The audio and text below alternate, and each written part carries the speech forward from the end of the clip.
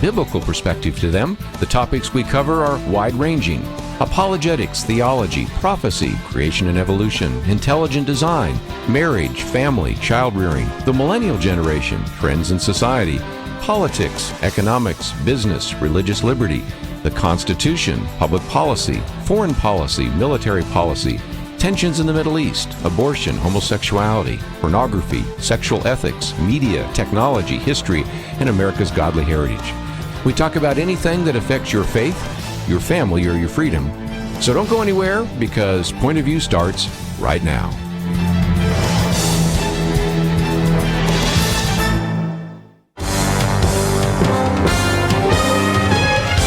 Across America, live, this is Point of View.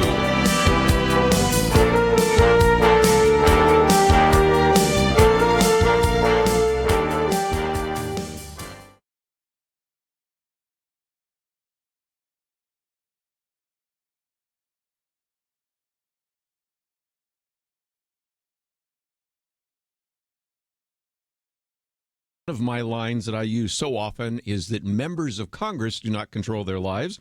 It's probably true that Texas state senators don't control their lives. The session changed, so we will postpone that conversation about vaping and e-cigarettes and some of that until he can join us. And that does give me a little bit of time to focus on a couple of other things. Robert Francis O'Rourke, former member of Congress, has announced that he is going to run for the presidency, and he has come out with a bang, so we'll talk about some of his comments in just a minute. Haven't said too much about, and I thought it might be appropriate today to talk about the so-called college scam. I think I only mentioned it the other day, and Nick Pitts maybe got into it a little bit, but there's some very good pieces that have come out by a number of individuals. My good friend Jim Dennison, who I was with yesterday, has written about that, and also Kyle Smith, A Nation of Felicity Huffmans. So we'll get into those topics, certainly this hour. And then one of the commentaries that I have already recorded, and one that people are talking about, is this idea of a culture of contempt. That is something that was written about the other day by Arthur Brooks, who is with the AEI, our American Enterprise Institute. Since then, there's a very good piece by David French that picks up on some of that as well. Partisan hate is becoming a national crisis. So that gets us through maybe half an hour or the entire hour. The next hour in studio will be our friend Joel Rosenberg. Has a new book out called The Persian Gamble, which is a novel. But he also has spent some time just recently with the president and the vice president. We're posting not only his article that appeared in the Jerusalem Post, but also his blog on that. So we'll get into, of course, Russia, Iran, North Korea, some of the danger hot spots around the world with him. And then if you would like to join us in the third hour, we have the producer and director of Patterns of Evidence. Now, you may have seen the previous film, Patterns of Evidence, which was on the Exodus. This one's called Patterns of Evidence, the Moses Controversy. And it really comes back to, is it possible that Moses wrote the first 5 books of the Bible, known as the Torah? Most liberal scholars would say no, for a variety of reasons. It is unlikely that he was educated enough to do so. It is unlikely that there was any kind of language or script at that time. Of course, we're going to demolish all of those ideas pretty quickly because of some of the archaeological finds and the rest, but we'll spend some time talking with him. And that film is available tonight for many of you in theaters, also Saturday.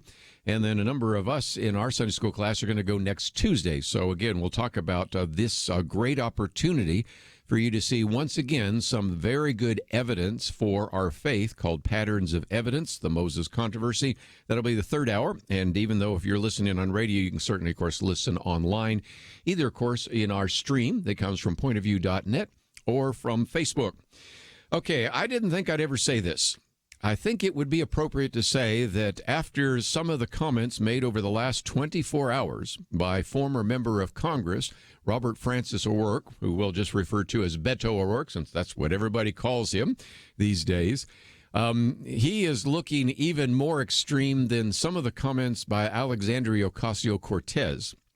And that takes a little bit of doing. But, of course, he has indeed announced his first presidential campaign. Of course, he has had some experience as being in the city council, I think, for about 6 years. He's been in Congress for about 6 years, and now he wants to be the president. Let me just say on the outset, I don't think he's going to be the next president. I don't even think he's going to be the next Democratic nominee for president. But I think there is a high likelihood that he would be the next vice presidential nominee on the Democrat ticket.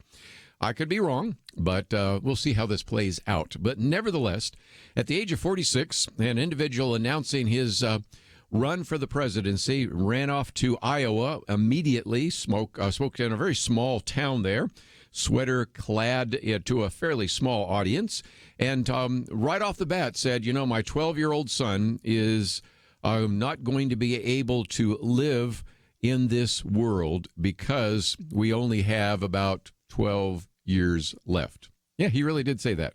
Now, we have heard Alexandria Ocasio-Cortez say that, but he went into it in some detail. Let me just give you a couple of the highlights here. First of all, he talked about what he called the interconnected crises of our democracy, economy, and climate. He promises to unleash the genius of the U.S. to try to fix some of that. He really began many of his speeches, and the one in Iowa, with these kind of apocalyptic threats about global warming. He warns that very soon large portions of the world will be uninhabitable. He actually, because of that, downplays illegal immigration because he says the bigger issue is going to be the mass migration of climate refugees, individuals who find that so many parts of the world are uninhabitable, they will be leaving in the tens of thousands, eventually in the hundreds of millions, to come to our country or to other places where it is still habitable. So you can see why he says illegal immigration is really not a big deal.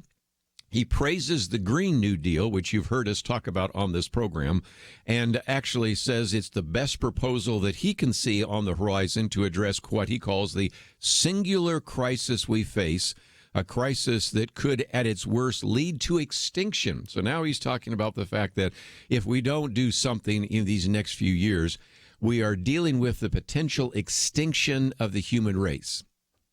I'm not making this up. I'm really not making this up. These are statements that I'm quoting from.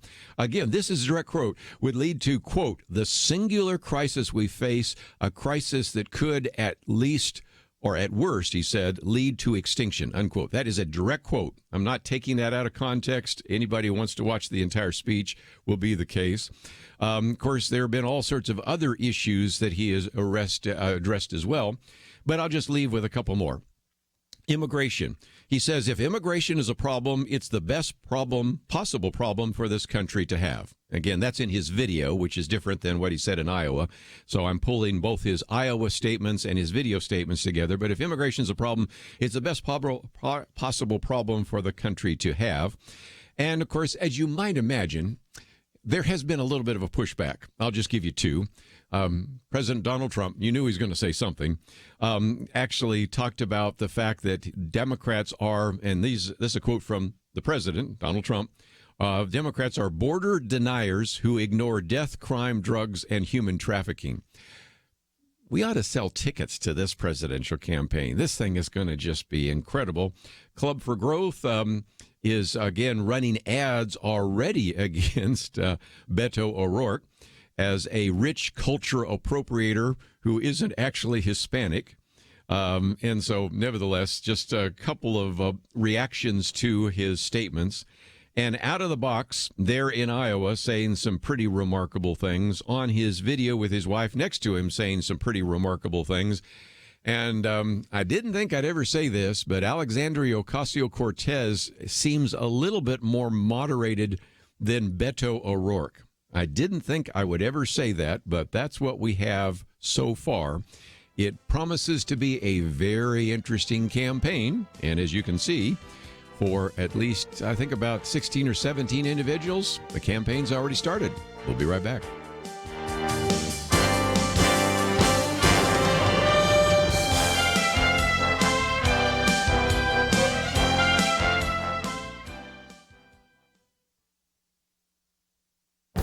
This is Viewpoints with Kerby Anderson. The political justification for more government intervention into America's healthcare system is the claim that healthcare is a right. Proponents of the Affordable Care Act in the past made this claim. Current members of Congress pushing Medicare for All Act also make that claim as well. Let me start by saying that healthcare is not a right, at least as properly understood, but even if you accept that as a right, it cannot be applied in the way it is being used in the current debate. First, it's not a right if we use the past understanding of rights. The Declaration of Independence states that we have an unalienable right to life, liberty, and the pursuit of happiness, but that doesn't mean people have to give us life or make us happy. It is understood as a negative right. You have the right not to be killed, unless you're an unwanted unborn child. You have the right not to have your liberties, like free speech, taken away from you. These are what we might call negative rights. But the left is now proposing what could be called positive rights. We supposedly have the right to housing, health care, maybe even the right to a free college tuition. This is something fundamentally different. Second, even if you accept that flawed view, you have a major problem. How do you have the right to something that is economically scarce? How does everyone have a right to kidney dialysis when we don't have enough machines? How do we have a right to a doctor when there are more people who want a personal physician than there are doctors to go around? So rejecting the idea that health care is a right doesn't mean that we should dismiss the importance of health care. Actually, it's just the opposite. Trying to provide quality health care is so important that it shouldn't be left to bureaucrats working in an incompetent government agency. I'm Kerby Anderson, and that's my point of view. From Thinking Man Films, Patterns of Evidence, The Moses Controversy. Did Moses write the first books of the Bible? Patterns of Evidence in theaters March 14th, 16th, and 19th only.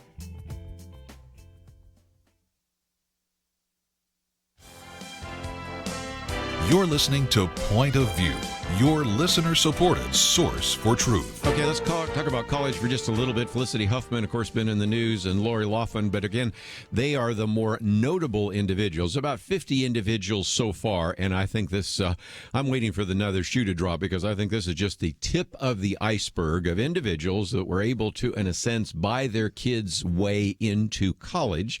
In some cases, pretended that they were on the crew team by getting a picture of them standing next to a crew skull, or that they were a high jumper, or in one case, a pole vaulter, or they were tennis players that never played tennis, those kinds of things. And as a result, I thought just real quickly I'd read just a couple of commentaries that are on this particular issue.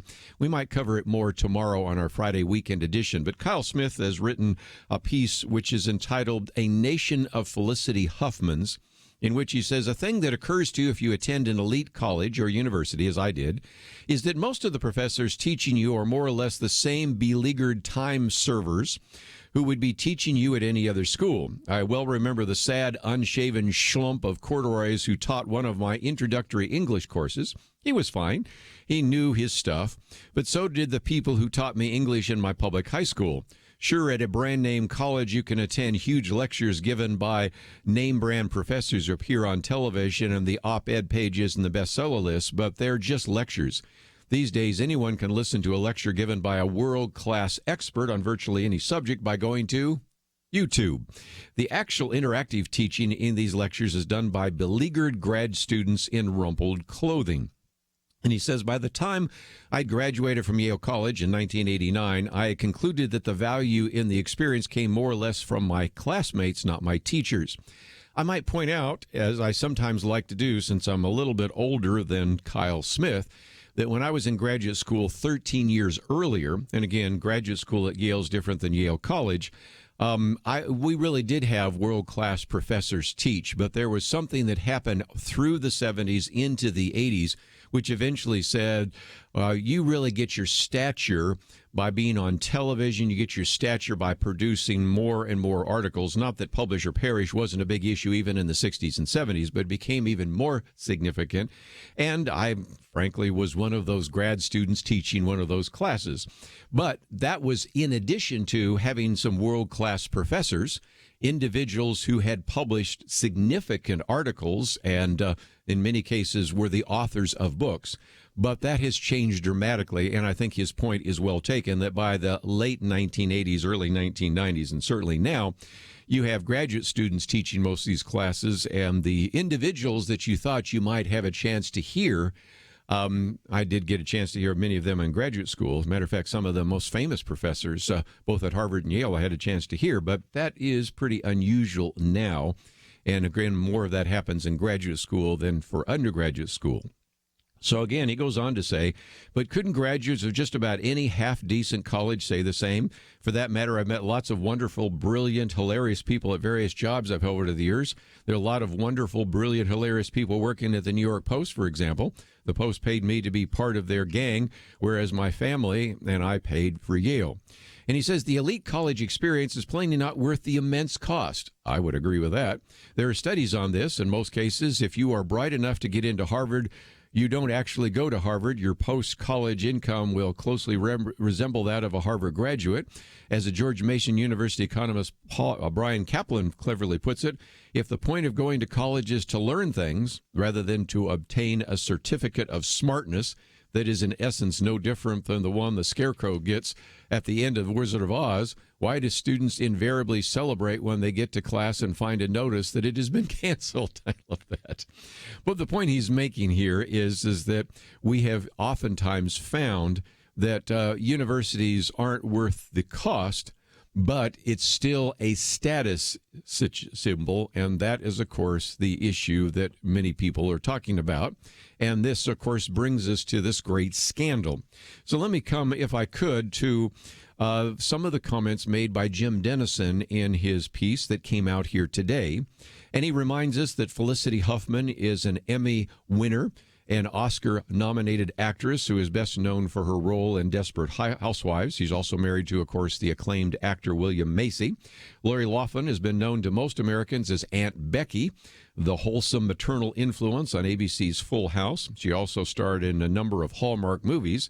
But, of course, on Tuesday, the Washington Post reports that both actresses had their reputations shattered as they were charged with fraud and conspiracy. Their stories, he says, will forever be linked to a scandal that has made global headlines this week. So let's get into it a little bit more.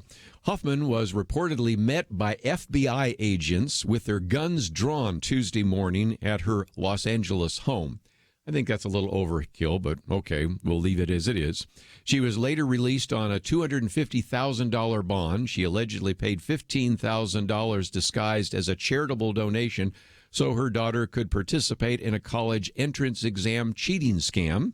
According to the FBI, Loughlin and her husband, who's a fashion designer, paid bribes totaling $500,000 in exchange for having their two daughters designated as recruits to the USC crew team, despite the fact that they did not participate in crew, thereby facilitating their admission to USC.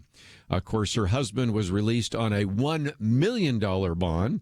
Loughlin surrendered to authorities yesterday and was released on another $1 million bond as well. These are just, of course, the best known of the 50 people in 6 states now ensnared in a massive cheating scandal. It's been sort of dubbed Operation Varsity Blues. I think from now on we'll call it that, since everybody else seems to be calling that. So when I mention Operation Varsity Blues, this is without a doubt the largest college admissions scheme the Justice Department has ever prosecuted. And I will go out on a limb, and I don't think I'll have somebody need to saw it off behind me. This is just the tip of the iceberg, but we'll see. But nevertheless, right now, we're talking about just sports coaches and professionals from USC, Georgetown University, Yale, Stanford, UCLA, the University of Texas, Wake Forest have been implicated so far. No, none of these universities have been charged with these crimes, which is why I'm waiting for the next shoe to drop. You know somebody had to know something here. Then, of course, you have SAT and ACT examination administrators and employees of college counseling and preparation business have also been indicted. Admissions test scores were allegedly altered, and coaches were reportedly bribed to support the admission of unqualified students. Some examples reported by the New York Times, let me just give you a few. A teenage girl who did not play soccer magically became a star soccer recruit at Yale. Cost to her parents, $1.2 million. A student with no experience rowing won a spot on the USC crew team after a photograph of another person in a boat was submitted as evidence of her proudness. Her parents wired $200,000 into a special account. As the Times noted, authorities say the parents of some of these nation's wealthiest and most privileged students sought to buy spots for their children at top universities, not only cheating the system, but potentially cheating other hardworking students out of a chance at a college education.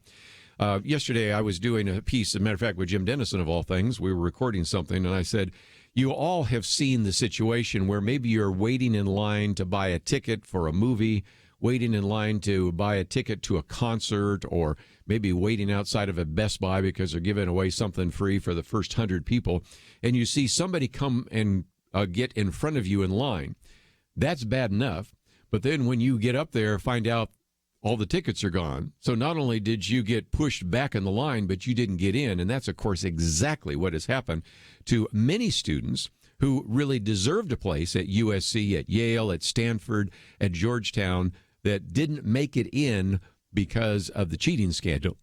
So how do we think about this? When we come back from the break, I want to give you some of the comments by Jim Dennison about what this might mean and how we maybe should respond to it. And then we'll, of course, maybe have some discussion about that on Friday with our weekend edition. Keisha Russell will be with us, Lathan Watts, and so we'll certainly spend some time talking about that as well.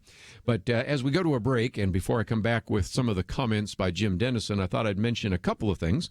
First of all, of course, we have in about a half an hour Joe Rosenberg that will be in studio with us as we talk about his new book, The Persian Gamble. So you want to make sure you listen to that interview or watch it because it, again, is also broadcast on our YouTube channel as well as on Facebook and on our feed, so you can find it in a variety of different ways. My commentary today is something I might get to today. If not, we'll come back to it certainly on Friday. Is health care a right? That gets us back to some of the things we talked about the other day with our friend Wesley J. Smith on Medicare for All. And I know that will be one of the conversations we'll have on Friday. And don't forget, as we've also mentioned, especially since we have Joel Rosenberg in studio today, that if you'd like to join us in our trip to Israel, the banner there, Go to Israel with Kerby, is there, and you can click on that and find out more about joining us in October. We go to Israel and Rome this time. And matter of fact, even when we're in Netanya, maybe we go say hi to Joel Rosenberg when he's over there. We'll take a break, come back with more right after this. It wasn't long ago, it seemed, every official decision brought religious liberty and our ability to live as faithful Christians into question. Some of us wondered how long it would be before we were literally forced to choose between obeying God or men. That pressure seems to have subsided just a bit, and now is the time not to take a breath, but to work as hard as we can for the future of our nation. Thanks to you, Point of View is doing just that. And our special thanks to those who have become members of Truth Team 360.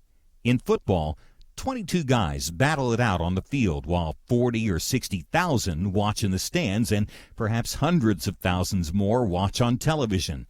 We need a special few to get out of the seats and into the game.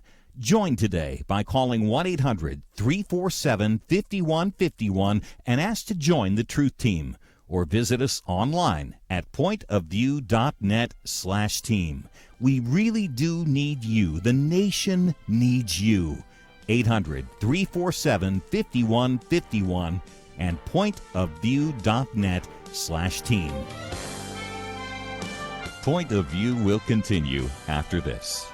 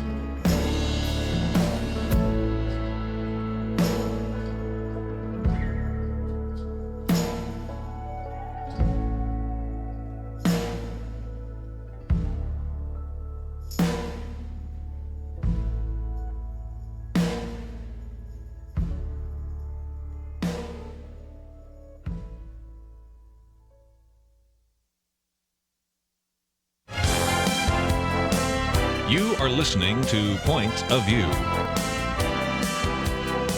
The opinions expressed on Point of View do not necessarily reflect the views of the management or staff of this station. And now, here again is Kerby Anderson. If you'd like to join a conversation, 1-800-351-1212. Again, program note, Joe Rosenberg will be in studio with us in about a half an hour, but I just wanted to finish off a little bit more conversation on this scandal that has to do with what has happened, of course, in the colleges. And, of course, a lot of people are starting to refer to it as Operation Varsity Blues. That's probably a good name for it. And earlier I just read a piece from Kyle Smith, A Nation of Felicity Huffman's, and he points points out one of the reasons why individuals like these actresses and others wanted to get their children into a name university.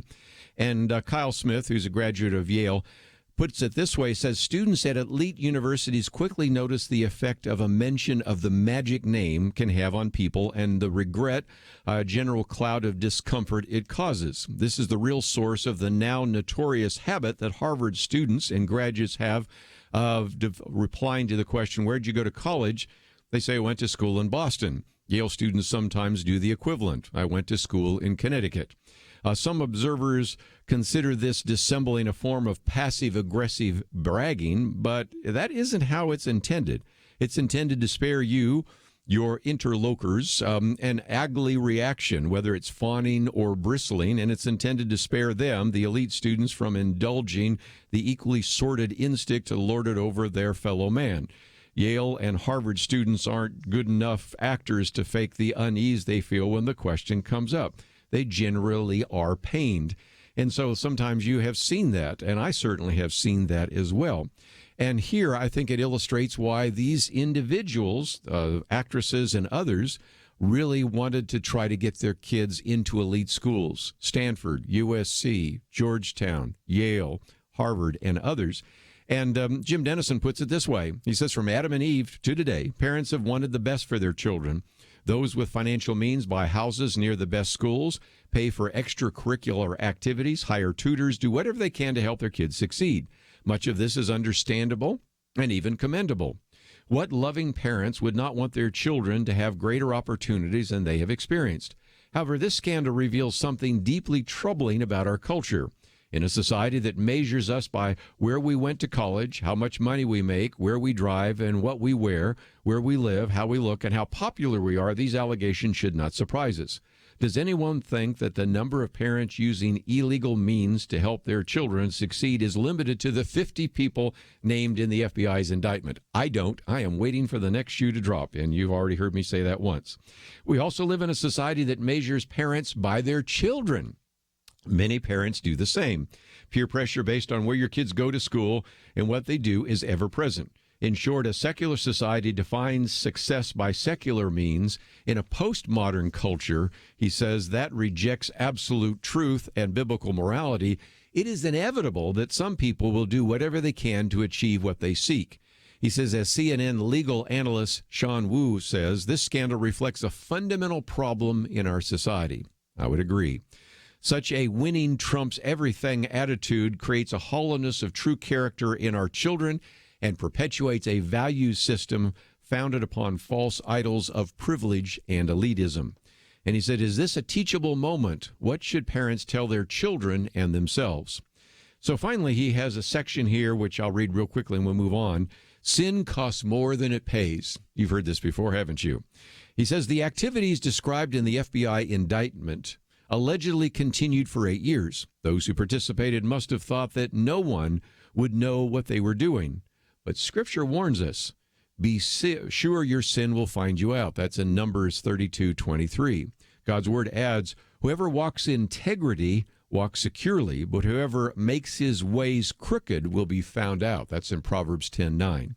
As these celebrities attested to this week, just because we haven't been caught yet doesn't mean we won't be. And one day we'll must appear before the judgment seat of Christ, so that each one will receive what is due for what he has done in the body, whether good or evil, 2 Corinthians 5:10. Of course, children involved in the scandal are paying a high price as well. Many of those who were admitted to college illegally have now graduated. They will always wonder if they were good enough to make it on their own, and they will assume that their parents didn't think that they were. Now, again, I want to be clear. It looks like some of these students may not have known that this was done. Sadly, most of them apparently did, because when you see a picture of you standing in front of whatever it might be with a tennis racket in your hand when you're not a tennis player, when you're in front of a cruise skull. In one case, an individual is shown doing I think it was a maybe even photoshopped pole vault.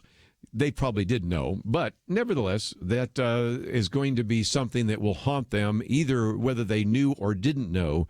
Were they good enough Did my parents not think that I was good enough?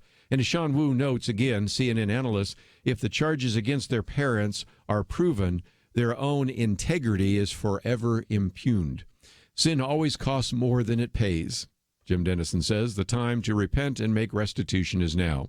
He says, what seems important today is often less important tomorrow. No one has ever asked me my college GPA, but living every day to love our Lord and love our neighbor leads to lives of significance in this world and the next. In light of this, parents must be what we want our children to become. Scripture promises that the righteous who walks in his integrity, blessed are his children after him. If your children imitated your character, would that be a good thing? Before you answer, note this fact. They probably will. So if nothing else, a couple of pieces on this issue of what many people are now starting to refer to as Operation Varsity Blues. Of course, one of the things that they are addressing is this real scandal. But even when we talk about the scandal, there's been the other scandal that has existed for some time.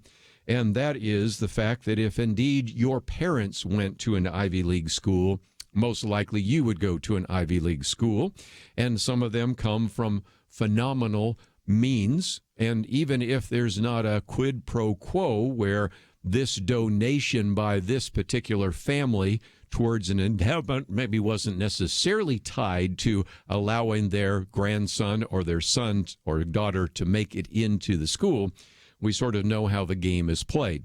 When I was at Yale, one of my office mates was Abbott Brush III, and I could tell he came from a tremendous amount of financial means and a family that was a legacy, and his ability to perhaps get into school was accelerated in large part, no doubt, because of some of the family background. So some of this existed long before we had this scandal unfold, and I suspect before it's all through. Although no universities yet have been actually indicted or charged, I think there's still a lot more to this in the future. Let's, if I can, get to one other issue. I've got a commentary coming out next week, and it relates to something we've talked about before, and that is this divided country that we find ourselves in. And there was an article that appeared in the Proceedings of the National Academy of Sciences, and the person that brought it to our attention is a man by the name of Arthur Brooks. He's been on the program with us many times before and actually is the president of the American Enterprise Institute. Anyway, this particular article uses a big set of words. It talks about motive attribution asymmetry, which is just a big set of words for saying the belief that my ideology is based upon love, your ideology is based on hate. Or put another way, I'm the good guys, you're the bad guys. And what they discovered in their research is that the average Republican and the average Democrat right now are as divided ideologically as the Palestinians and the Israelis. Just a few minutes, we're going to be talking with Joe Rosenberg, and we'll talk about some of the division between Israel and the Palestinians. But it, I think, illustrates again what Arthur Brooks talks about in his piece that appeared in the New York Times, that the other side is an enemy with whom you cannot negotiate or compromise. And so he says in that piece, he says, people often say that our problem in America is incivility or intolerance. That is really incorrect. Motive attribution asymmetry, he says, leads to something far worse, contempt, which is a noxious brew of anger and disgust.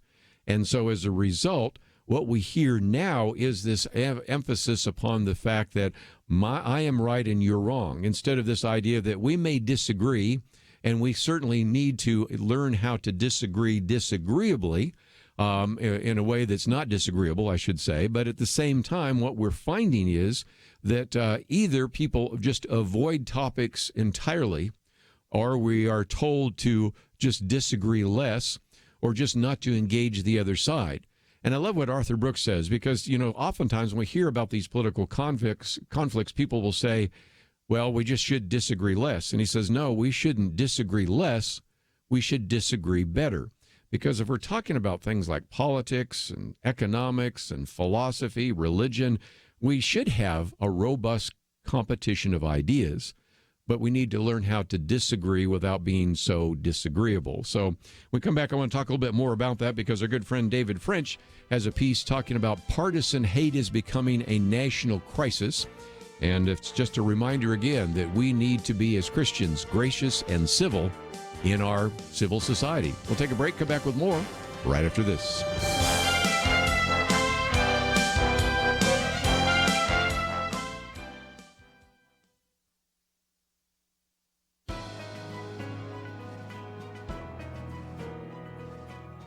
Welcome to the First Liberty Briefing. I'm Jeremy Dice. The Hoosier State has taken steps to codify important religious liberty protections for Indiana's students.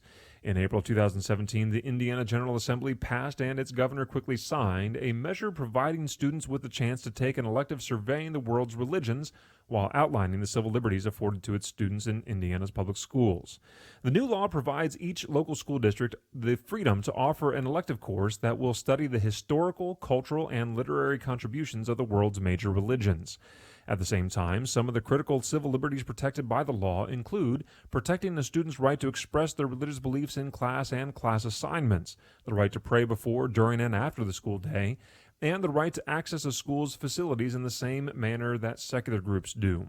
Of course, many of these protections are found in policies issued by the United States Department of Education. Nonetheless, it is encouraging to see a state dedicate significant legislative effort to religious liberty. Students should not be required to hide their faith at school, nor should they be punished for daring to discuss their religious beliefs while at school. Religious liberty should be our national priority. It's good to see that, at least for one state, it's a clear priority for their students. To learn how First Liberty is protecting religious liberty for all Americans, visit firstliberty.org. You can learn how to protect religious freedom in the workplace, public schools, church, the military, and more by downloading First Liberty's free Religious Liberty Protection Guide at firstliberty.org. That's firstliberty.org. If you want hope for religious freedom, go to firstliberty.org.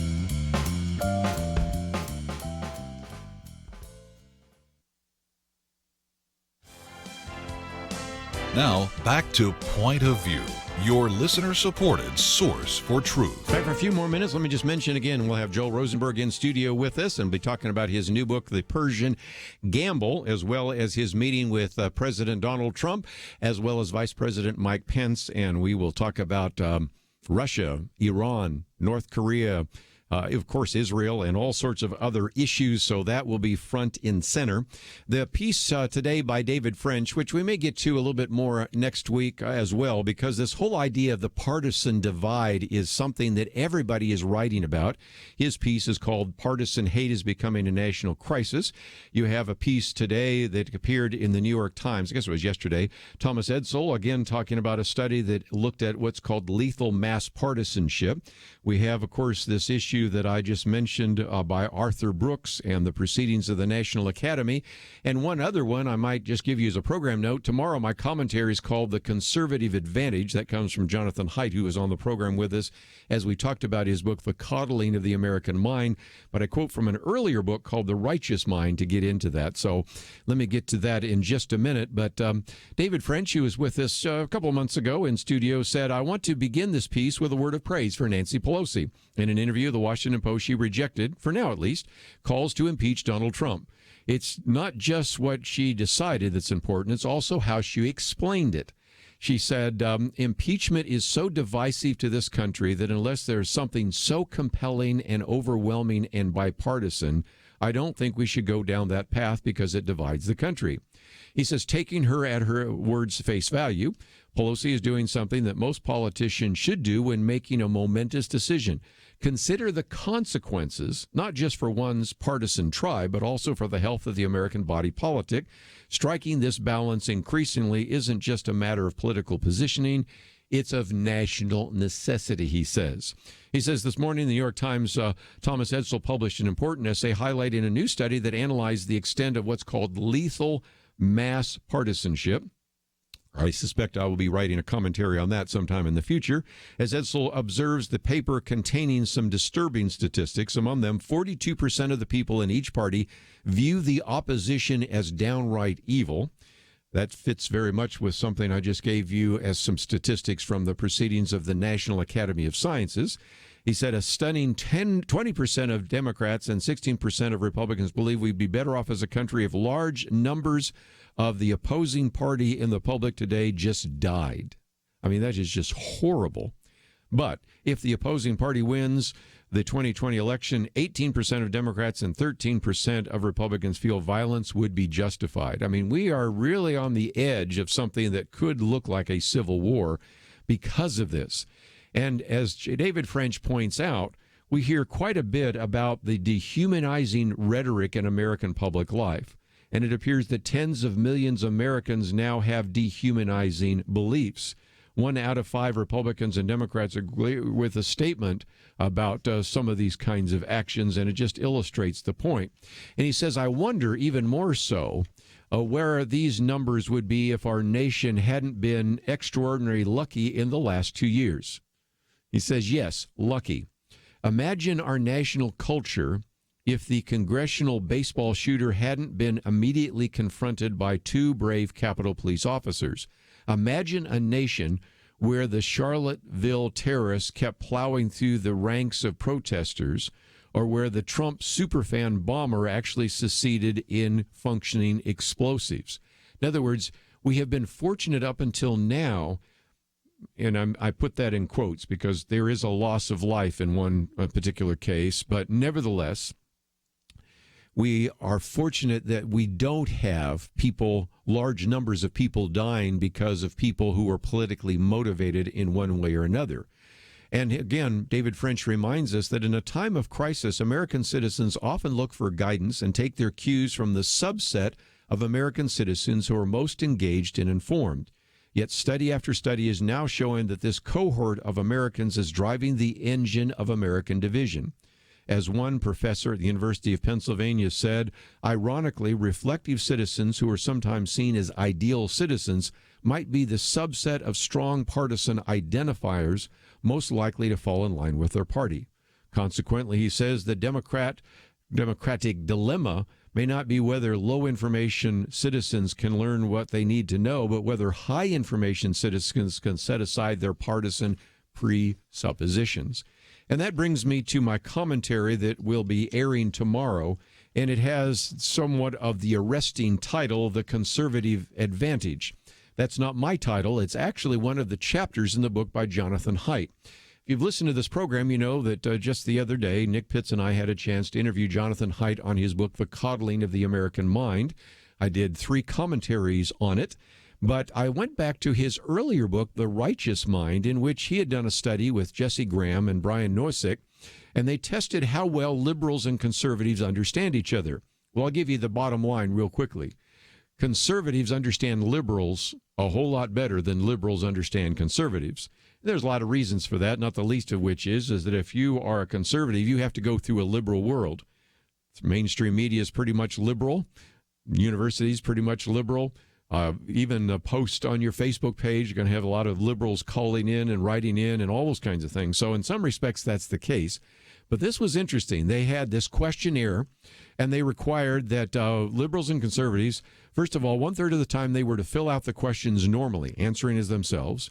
Then 1/3 of the time they were asked to fill out the questions as they think a typical liberal would answer the question. And 1/3 of the time they were supposed to fill out the questionnaire the way they believed a typical conservative would answer those questions. And it gave them a chance to look at stereotypes and see how accurate they were. And again, I'll just quote the research. Jonathan Haidt and his co-authors said the results were clear and consistent. Moderates and conservatives were most accurate in their predictions, whether they were pretending to be liberals or conservatives. Liberals were the least accurate, especially those who described themselves as very liberal. And I might point out this study was done 10 years ago. We, of course, ever since then have seen the gap in perception between liberals and conservatives have grown even more. And a lot of that has to do with what he talks about in his more recent book, The Coddling of the American Mind. But it illustrates that what he talked about then is the conservative advantage. And I've noticed this time and time again in so many other situations and venues. For example, when Dr. Norm Geisler and I would sometimes debate individuals from the American Humanist Association or scientists or on pro-life issues or whatever, I would find that we almost always had an advantage. Because if they knew we were talking about intelligent design and creation, maybe he hadn't even studied that. Whereas, of course, we had read everything that evolutionists had said, but we also knew our arguments as well. On the pro-life issue, they had kind of their convenient abortion arguments that they'd heard all the time, and they were in kind of an echo chamber. And many times we would give them a statement, and they go, never even thought about that. I remember one time, we were doing a debate on a scientific issue in Colorado, and at the end, the opponent said, I've never heard some of this in my entire life. And I said, yep, that is because we have to live in your world, but many times you don't have to live in our world. And this certainly has been the case of liberals and conservatives, creationists versus evolutionists, pro-life versus abortionists, whatever it might be. And so even though there is a partisan divide, oftentimes it's interesting, the conservative lots of times will look at those issues and say, well, there's, I recognize you've got a point there, but on the whole, I still think this is a better answer, especially on issues where it isn't as clear cut, like issues like immigration. The liberal just says, I don't understand your view, and that means you're bad. You're evil, and you don't deserve a place at the table for even a discussion. And when we deny those ideas to be even presented in the college campus, you can see why the divide is taking place. Well, anyway, that's a preview of my commentary tomorrow. Just thought you'd like to hear about that. My commentary today is healthcare a right? And I hope you'll print those out, pass them out, and learn a little bit more from some of the things we're writing about. When we come back, Joe Rosenberg will be in studio. Looking forward to it. We'll be back right after this. The leader looked around the table, motioning to the older men. He said, "You're here to remind us how faithful God has been in the past. Now, you middle-aged guys, you keep us focused on what God is doing right now. Make sure we don't stop. And you younger guys, keep us looking forward. Imagine what God wants us to be doing in the years to come." There's a lot of wisdom there. We have to be thankful for the past, focused on the present, and mindful to plan for a great future. Many listeners have made bold moves to partner with Point of View Radio and accomplish great things for more than 45 years. But as we look around, we do see many positive things, and I think we can all admit there's a lot more to be done. It's time to think about your next bold move, what you can do to invest for our nation's future. Be thinking about that. If you have an answer now, don't wait. Make your next bold move now. Give online at pointofview.net or call 800-347-5151. It's our future. The time is now. Pointofview.net and 1-800-347-5151. Point of View will continue after this.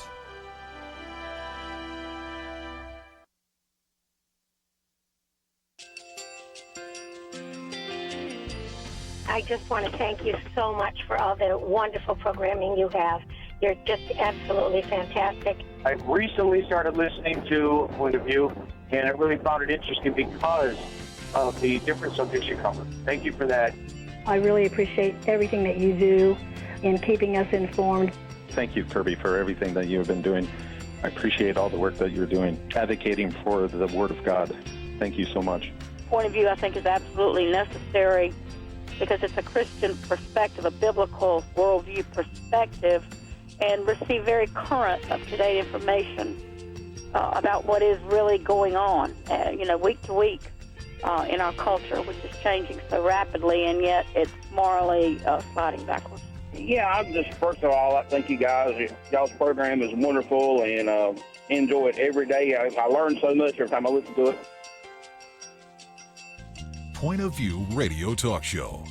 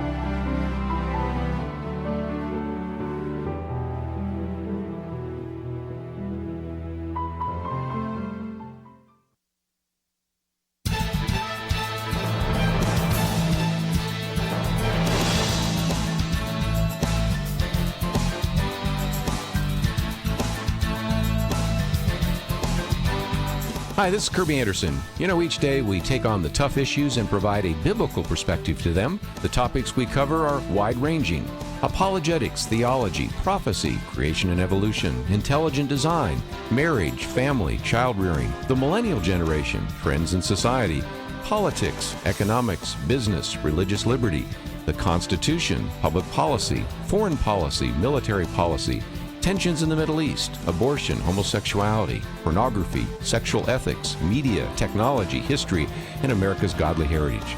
We talk about anything that affects your faith, your family, or your freedom. So don't go anywhere, because Point of View starts right now.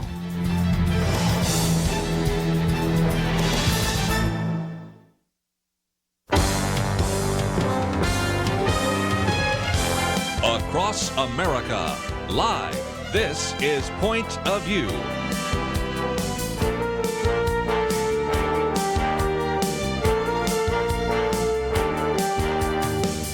And now, Kerby Anderson. Thank you for joining me today, and we have in studio, as we've been promoting for the last couple of days, Joe Rosenberg, of course, the author of a number of best-selling books. Last time I looked, 5 million copies, 14 different novels, not to mention a number of non-fiction books as well. We've also posted a very good blog post by Joe Rosenberg, as well as something that he wrote in the Jerusalem Post, because he met recently with the president and vice president.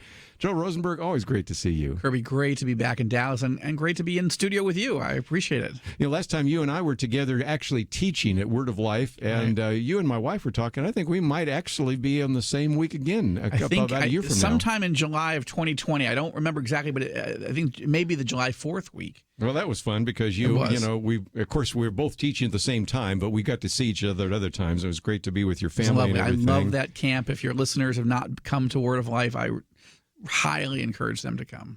Well, again, we're going to get to the film, or the book, I should say. Well, in just I hope a minute. so at some point. Maybe that was prophetic. It deserves a film. We're not there yet. I misspoke because I thought, you open with Marcus Riker diving at 120 miles an hour out of a plane, and Oleg Kreskin with him, and that's how it starts. And I'm thinking, oh, that would make a great film. Of course, you were a film producer, and I understand all that as well.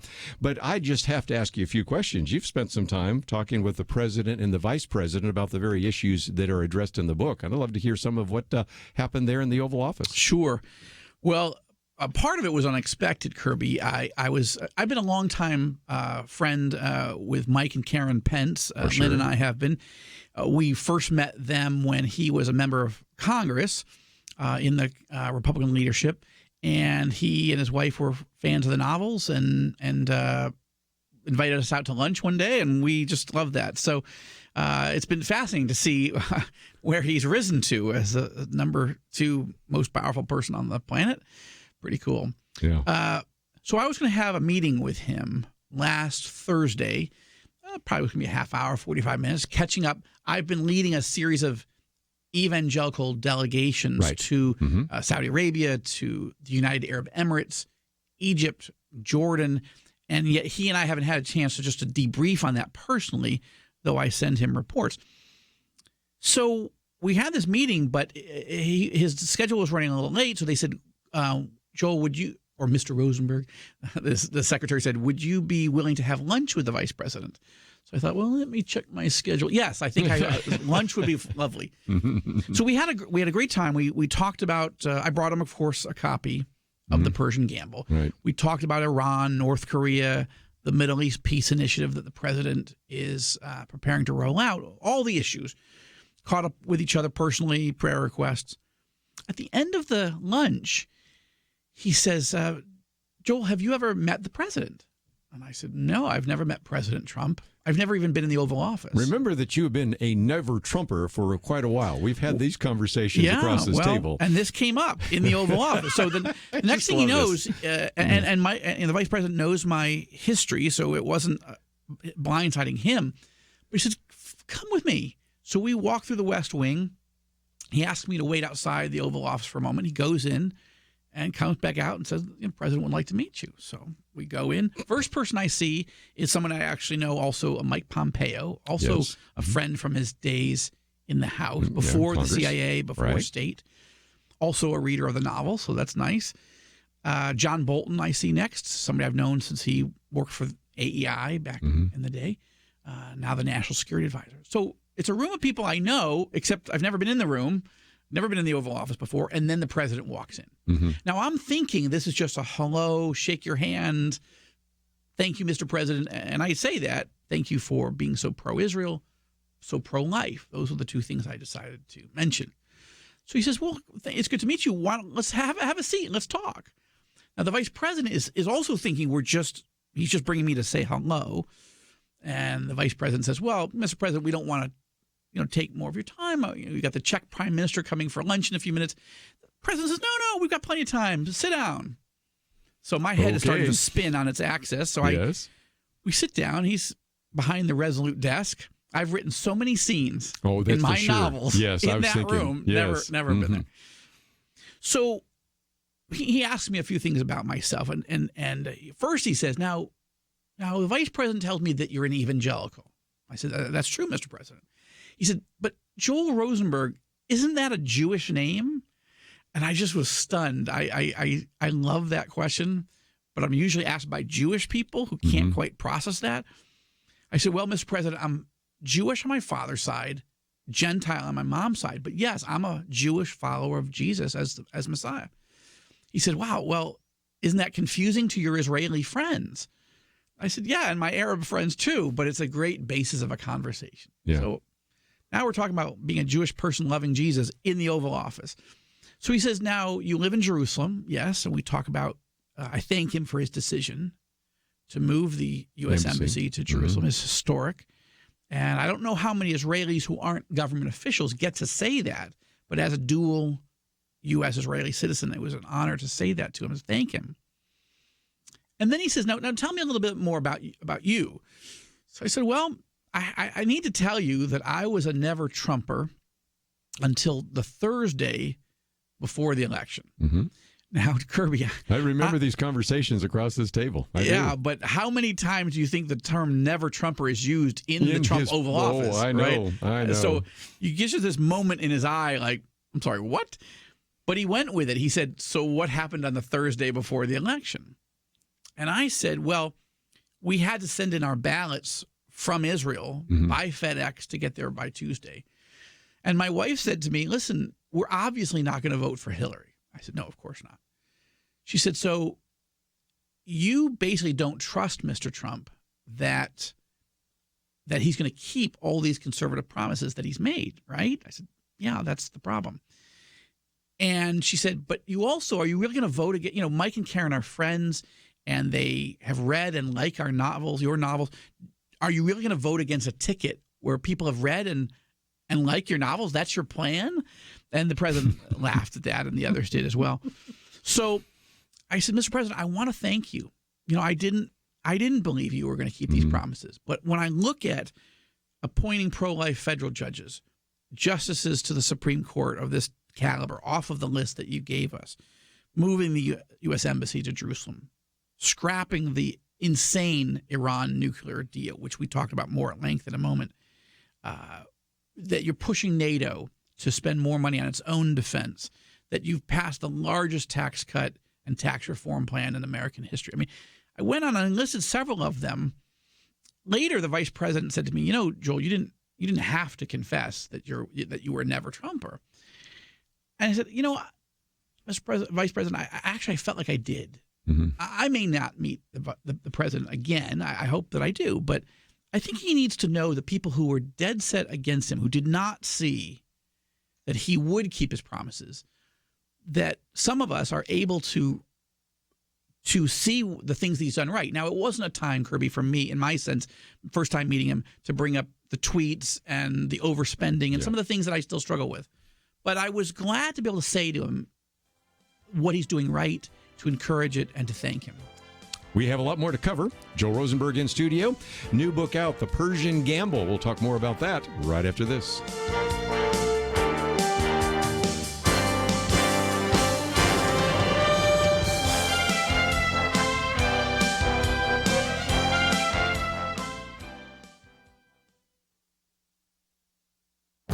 This is Viewpoints with Kerby Anderson. The political justification for more government intervention into America's healthcare system is the claim that healthcare is a right. Proponents of the Affordable Care Act in the past made this claim. Current members of Congress pushing Medicare for All Act also make that claim as well. Let me start by saying that health care is not a right, at least as properly understood, but even if you accept that as a right, it cannot be applied in the way it is being used in the current debate. First, it's not a right if we use the past understanding of rights. The Declaration of Independence states that we have an unalienable right to life, liberty, and the pursuit of happiness, but that doesn't mean people have to give us life or make us happy. It is understood as a negative right. You have the right not to be killed, unless you're an unwanted unborn child. You have the right not to have your liberties, like free speech, taken away from you. These are what we might call negative rights. But the left is now proposing what could be called positive rights. We supposedly have the right to housing, health care, maybe even the right to a free college tuition. This is something fundamentally different. Second, even if you accept that flawed view, you have a major problem. How do you have the right to something that is economically scarce? How does everyone have a right to kidney dialysis when we don't have enough machines? How do we have a right to a doctor when there are more people who want a personal physician than there are doctors to go around? So rejecting the idea that health care is a right doesn't mean that we should dismiss the importance of health care. Actually, it's just the opposite. Trying to provide quality health care is so important that it shouldn't be left to bureaucrats working in an incompetent government agency. I'm Kerby Anderson, and that's my point of view. From Thinking Man Films, Patterns of Evidence, The Moses Controversy. Did Moses write the first books of the Bible? Patterns of Evidence in theaters March 14th, 16th, and 19th only.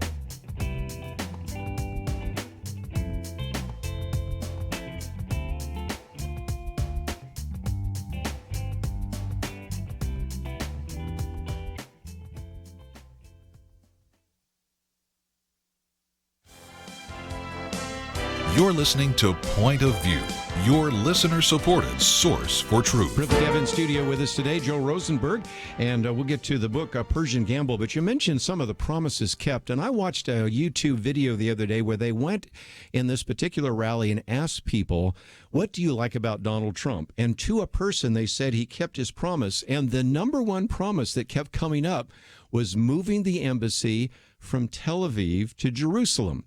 Now, Joel, you know as well as I do, that wasn't really front and center in his campaign, but I think there was just a sense on the part of so many Americans that this was a promise by Bill Clinton that was not kept. This was a promise by George W. Bush that was not kept. It was a promise made by Barack Obama that was not kept. It was a promise made by Donald Trump, and he kept it. Yeah. And even though there were other things this president ran on, whether it's the wall or immigration, taxes, a variety of others, the one that surfaced so often was something which I know is significant to you and me, but it wasn't exactly high on the priority list, but it was just, this man really honestly keeps his word. And I think it just shocked everybody. It did. No, you're absolutely right, Kerby. And one of the things that's fascinating is when you study how that decision was made, the president's decision to keep his word, what's interesting is the inside scoop from all the people I talked to was that almost everybody in his cabinet and inner circle politically told him, don't do this. The vice president was for it. I believe Nikki Haley was for it. Mike Pompeo was maybe a split decision because he was at CIA, and you're not allowed legally to give policy advice. You can only give assessment of what could happen. And of course, you'd have to describe the possibility of a major eruption of terrorism as a result, although the president just didn't believe that would happen, and it hasn't. But you're right. And you just nailed it, Kerby. It's not just keeping that promise. It's the fact that and it's really just a symbolic promise even, but it's a promise that had been made for 25 years by every single president, and nobody really means it. And this underscores the fact that President Trump is, for all his flaws, one of his strengths is when he decides to do something, you can't shake him. He's willing to do what the establishment says is ridiculous. In fact, one of the things he said to me is, well, how is this being read in Israel? And I said, well, you're the king of Israel now. You are so amazing. Israelis didn't know what to make of you, but now they love you. And it was a couple of days later he said that he would win 98% of the vote in Israel. Now I didn't tell him that. I don't think that's actually true, but he loves to be hyperbolic. Oh, sure. But he also said to me, when I decided I was going to do this, the State Department came back and said it's going to cost $1 billion to build an embassy. He said, $1 billion? I'm not doing that. Then David Friedman, his appointed ambassador in Israel, said, no, we already have a facility. There's already property. I've seen it, yeah. You only need maybe $300,000 to renovate it and get some security upgrades. And then Trump said to me, President Trump said to me, 300,000. You can't look. That sounds a little too low. I can't go from $1 billion to 300,000. Let's say $500,000 of renovations. But that's true. That's what he came in for. Then he turned to the question of. He said, "Now I understand you're a novelist. The vice president says you've sold 5 million copies. What's your new novel about? Give me the summary." So I said, "Well, thank you. The Persian Gamble is." Basically, this is the premise. Here's the elevator pitch. Mm-hmm. What if Iran's regime takes the $150 billion that President Obama gave them for that insane nuclear deal that, Mr. President, thank God you got rid of, scrapped. Yeah. But what if they took the $150 billion and secretly went to North Korea and tried to buy 5 or 6 of their 60 fully operational nuclear warheads that North Korea already has, tries to buy them off the shelf, ready to go. Mm-hmm. And the president sat back for a moment and he said, wow, well, how do you know Iran's not trying to do that already? And I laughed, but then I said, well, I'm trusting you, Mr. President, and the Secretary of State and the National Security Advisor, the Vice President, that you're working every day to make sure the Persian Gamble never comes true. Right. But when you think about the context of that, the president has just come back from Hanoi. He's just been negotiating with the dear leader, Kim Jong-un of North Korea, with these 60 nuclear warheads.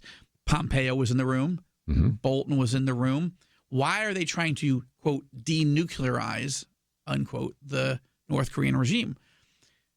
Well, certainly for the security of the region, but also because the president realizes something that seems to have eluded President Obama and Clinton, and I'm not sure that Bush is in this category, but all the deals that were made that the North Koreans welched on ultimately didn't get rid of the program. The problem here, and really at the heart of the Persian Gamble as a novel, is North Korea's people are starving. They're desperate for cash, the regime. They desperately need cash. What they have are nuclear warheads. What they need is cash. Iran, plenty of cash, desperate to get fully operational nuclear warheads. So the idea of Iran either buying the warheads that are fully intact, or maybe even a little bit more likely, buying the nuclear test data from when they test these nuclear weapons. This is incredibly valuable to the Iranian regime, who believe that their view is we're going to try to end the world as we know it by ushering in the coming of their so-called Messiah and wiping out 2 countries, Israel, which they call the little Satan, and the United States, which they consider the great Satan. So this idea of Iran having a motive to buy North Korean nuclear weapons and North Korea having the motive to sell those, at least a few of them because they have so many, that is not far-fetched. And I think the president's reaction to the Persian Gamble premise underscored this is not far-fetched, and we do need to pray that this administration can find a way to get the North Koreans to give up on this program, because it's a terrifying prospect. Since we're talking about the book, Persian Gamble, let's, if we can, just also talk about the other link, because this happens in Russia, and you have, of course, Marcus Riker jumping out of an airplane with Oleg Kreskin. And talk about that, because we have Russia, we have Iran, we have North Korea, and all three of those are very key principles in the book, aren't they? Right. So Marcus Riker is the hero of the two books. There's two in the series now. One is out in paperback now, The Kremlin Conspiracy. Right. That came out last year. You and I have talked about that. Yes. And then this new one, The Persian Gamble, just out this week. Marcus Riker is he's an interesting hero in the sense that he is a Marine veteran. Yeah. Mm-hmm. He served in combat in Afghanistan and Iraq. He was wounded and decorated for being wounded as a hero, really, in Afghanistan. He goes on to work for the United States Secret Service, rises to the elite presidential protective detail that's around the president every moment of every day. But through a series of personal tragedies that I don't want to tip my hand on the program, but people will read in the series, he has to step away from the Secret Service. And he's going through several years of sort of working his way through these tragedies. And some friends invite him to go on this delegation for a U.S. senator. They go to Moscow. And I would say, without getting into all those details, he's in the wrong place at the right time. That's right. And he finds himself in the middle of some very, very dangerous moments that he is uniquely trained for. The tagline for the Kremlin Conspiracy was, everything Marcus Riker had learned to protect our president, he would have to use to take out theirs. Yes. Not going to say more than that. But the Persian Gamble picks up about 2 seconds after the ending of the Kremlin Conspiracy and continues the story. It was interesting. The last moments we had in the Oval Office with the president, he wanted to take a picture, which was fun. And so he asked me to come over to stand next to him. The vice president came over onto his left, and he was calling the photographer in from the hallway to come in. Well, in those moments, I decided to use a little bit of my Jewish chutzpah to say, Mr. President, my previous novel was called The Kremlin Conspiracy. Now, imagine saying that in the Oval Office right now. So I said, listen, it has nothing to do with the allegations against you. It's about a Russian dictator trying to invade NATO. Okay, so just to be clear. Conspiracy. But I said, I brought you a copy. The vice president has it in his office for you, but you're not allowed to bring it into the Oval Office.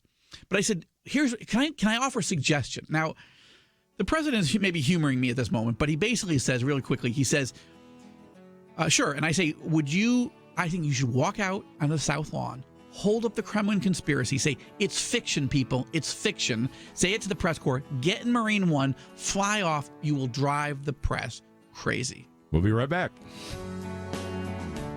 From Thinking Man Films and Fathom Events comes Patterns of Evidence, The Moses Controversy. A new documentary follows investigative filmmaker Timothy Mahoney's faith-affirming journey throughout the Middle East in search of scientific evidence that Moses wrote the first books of the Bible. The Lord said to Moses, write this in a book. Patterns of Evidence, The Moses Controversy. In theaters March 14th, 16th, and 19th only. More information is available at patternsofevidence.com/Moses. Is there a lot of free time in your schedule? Probably not. Most of us are on the go all the time, and Point of View is ready to go with you no matter where on the go is. Visit the App Store for your phone or tablet and search for Point of View Radio. Our app lets you listen or watch anytime it's convenient for you.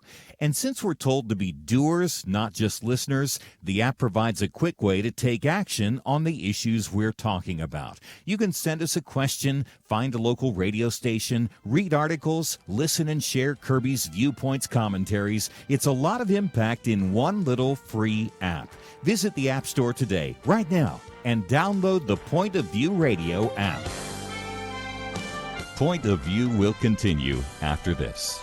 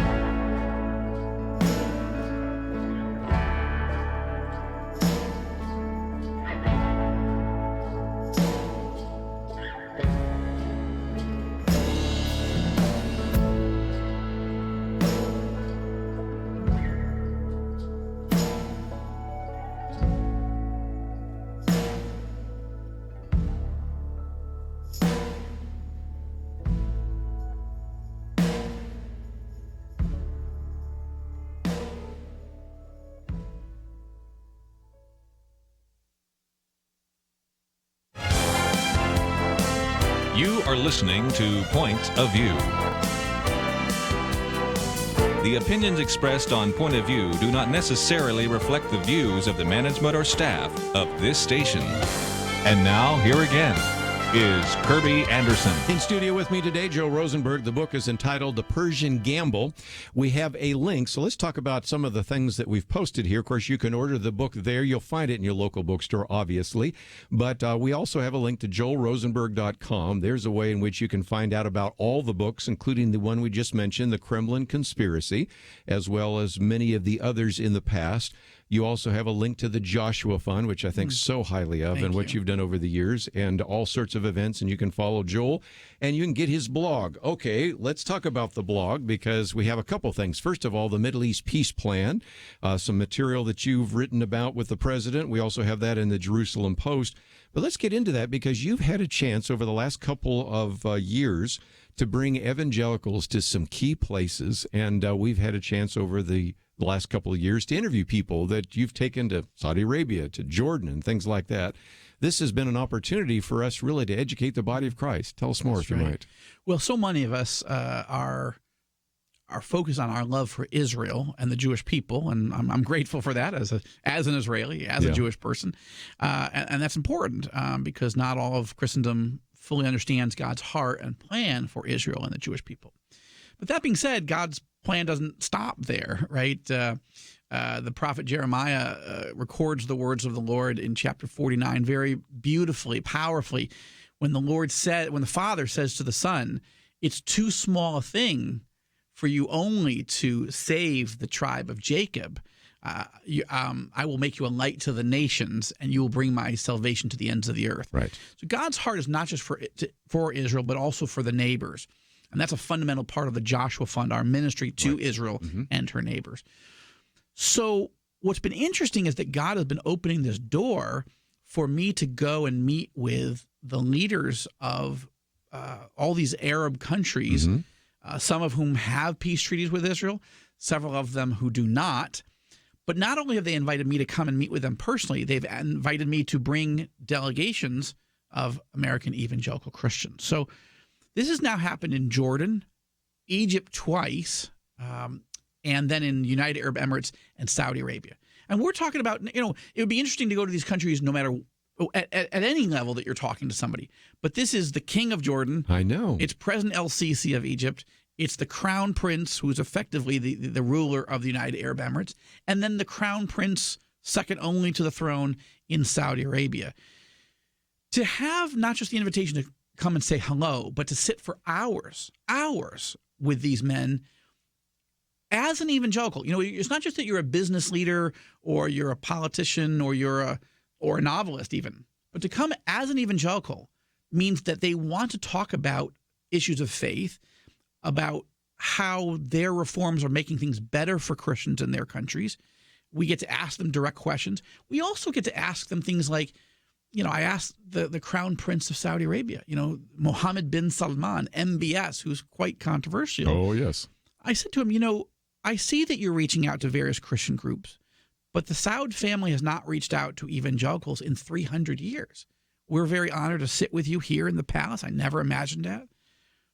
But I'm guessing that the term evangelical Christian is not a term used much here on the Arabian Peninsula.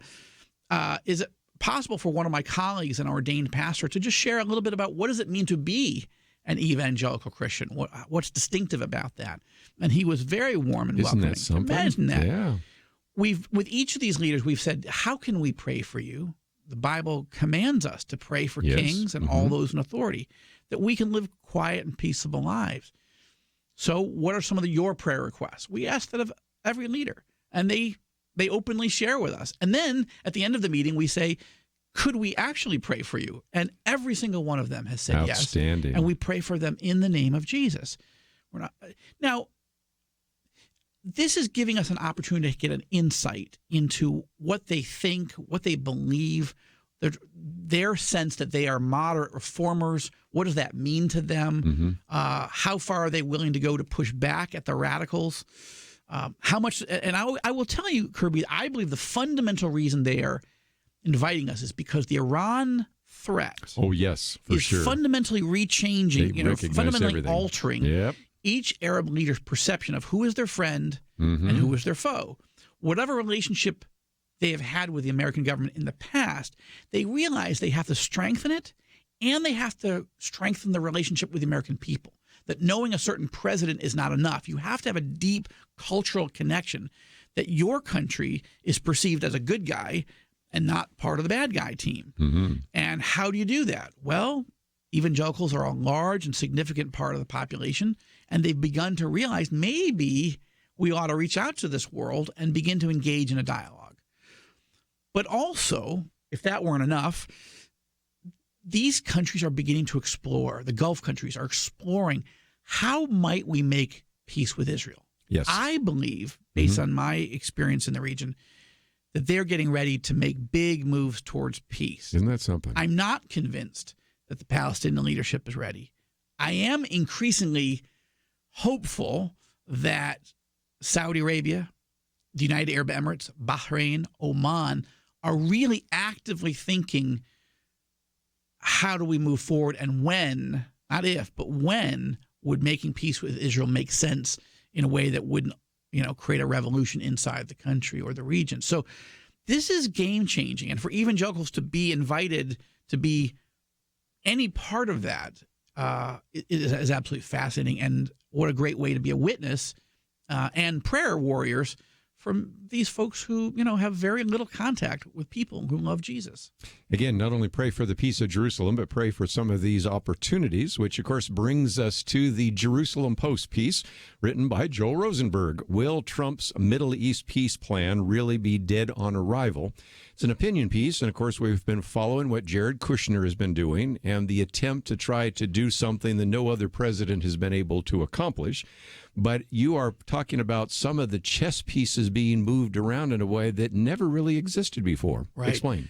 Well, part of my meetings on Thursday last was, it ended up being 4 hours worth of meetings. And it was almost entirely about the president getting ready to roll out this new Middle East peace plan sometime after the April 9th Israeli elections. Mm-hmm. And they didn't, to be honest, Kerby, they didn't reveal to us what they're going to do. What they were trying to determine was what. So I was having these individual meetings, but I also was part of a meeting with Jason Greenblatt, one of Jared Kushner's key allies and deputies on writing the peace plan. Mm-hmm. He was meeting with about 15 evangelical leaders, and what they're really trying to do is assess what are our red lines, what are we worried about, what can we accept, so that they know, so that we know that they don't want to burn evangelicals, right? That's a huge part of the president's base. But here's the thing: very few evangelicals would be comfortable with the city of Jerusalem being divided. Right. And many of us are uncomfortable about a two-state solution because we have not seen any evidence, number one, that Abu Mazen, a.k.a. Mahmoud Abbas, the Palestinian leader, would know how to run a peaceful state. Mm-hmm. He doesn't control Gaza. He barely controls the West Bank. He's essentially the mayor of Ramallah. So how would that work? And he doesn't even want to talk to the administration, and he's paying $150 million to terrorists. So that's a problem, right? A big problem. So why create a two-state solution? But what I said to the evangelicals, and I said to the vice president, and I can't say what I said to the president, so let me just, but that's the framework. But my message to the administration and to the evangelicals was this. This is the most pro-Israel president in our lifetime. So I think we need to give him and his team a little bit more latitude than we would with President Obama, who we thought was so hostile. But even with President George W. Bush, for whom I have great respect for, but is the first American president to make formal the policy of dividing Jerusalem and dividing the land into a two-state solution. So what do I mean by this? President Trump is already on the record as saying he could support a two-state solution if the parties can find a way to make it work, number one. And number two, that the actual boundaries of the city of Jerusalem, the final boundaries, could be open for negotiation. So with those two statements already on the record, what my recommendation would be is let's let the administration put those two pieces in the document. Now, immediately you start seeing evangelical leaders go, "Oh, wait a minute." I said, well, just listen for a second. I don't believe that Palestinians are going to say yes to anything at this point. But I think the Saudis, the Emiratis, the Bahrainis, the Omanis, I think they're looking for a way to move towards Israel by having this language, even with all its caveats in it, I think would allow for them to say, okay, that's a reasonable plan, a solid plan. We don't agree with everything, but it would allow them to move towards Israel. And I think that's the bigger play here than with the Palestinians. Though I want life to be better for the Palestinians, I don't think their leadership is ready. Well, again, we're going to take a break. We have a lot more to cover, and we will do so right after this.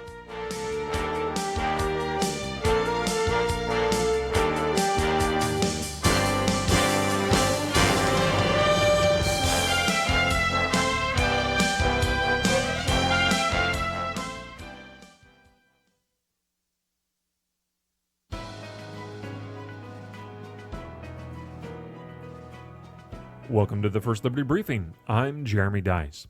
The Hoosier State has taken steps to codify important religious liberty protections for Indiana's students.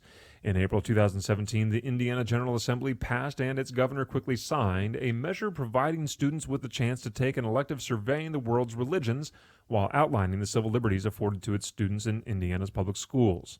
The new law provides each local school district the freedom to offer an elective course that will study the historical, cultural, and literary contributions of the world's major religions. At the same time, some of the critical civil liberties protected by the law include protecting the student's right to express their religious beliefs in class and class assignments, the right to pray before, during, and after the school day, and the right to access a school's facilities in the same manner that secular groups do. Of course, many of these protections are found in policies issued by the United States Department of Education. Nonetheless, it is encouraging to see a state dedicate significant legislative effort to religious liberty.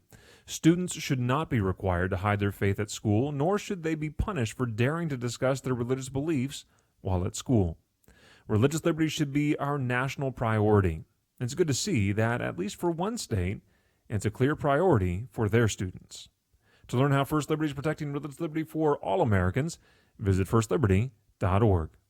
You can learn how to protect religious freedom in the workplace, public schools, church, the military, and more by downloading First Liberty's free Religious Liberty Protection Guide at firstliberty.org.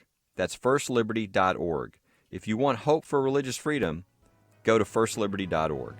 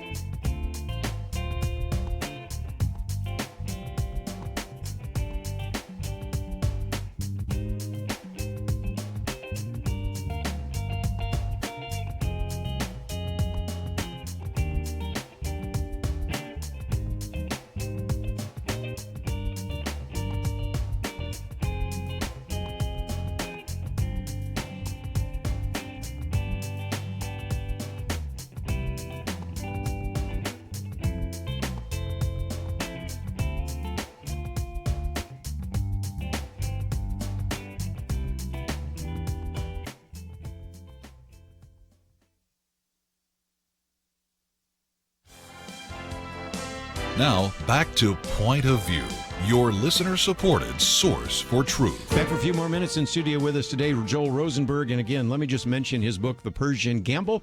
You should be able to find it in your local bookstore, but we have a link to joelrosenberg.com. You don't even have to know how to spell it. You don't even have to remember it if you're driving right now. It's there at pointofview.net. But here's an opportunity. First of all, your blog really does a great job of explaining a little bit of the conversation you had with the president and the vice president.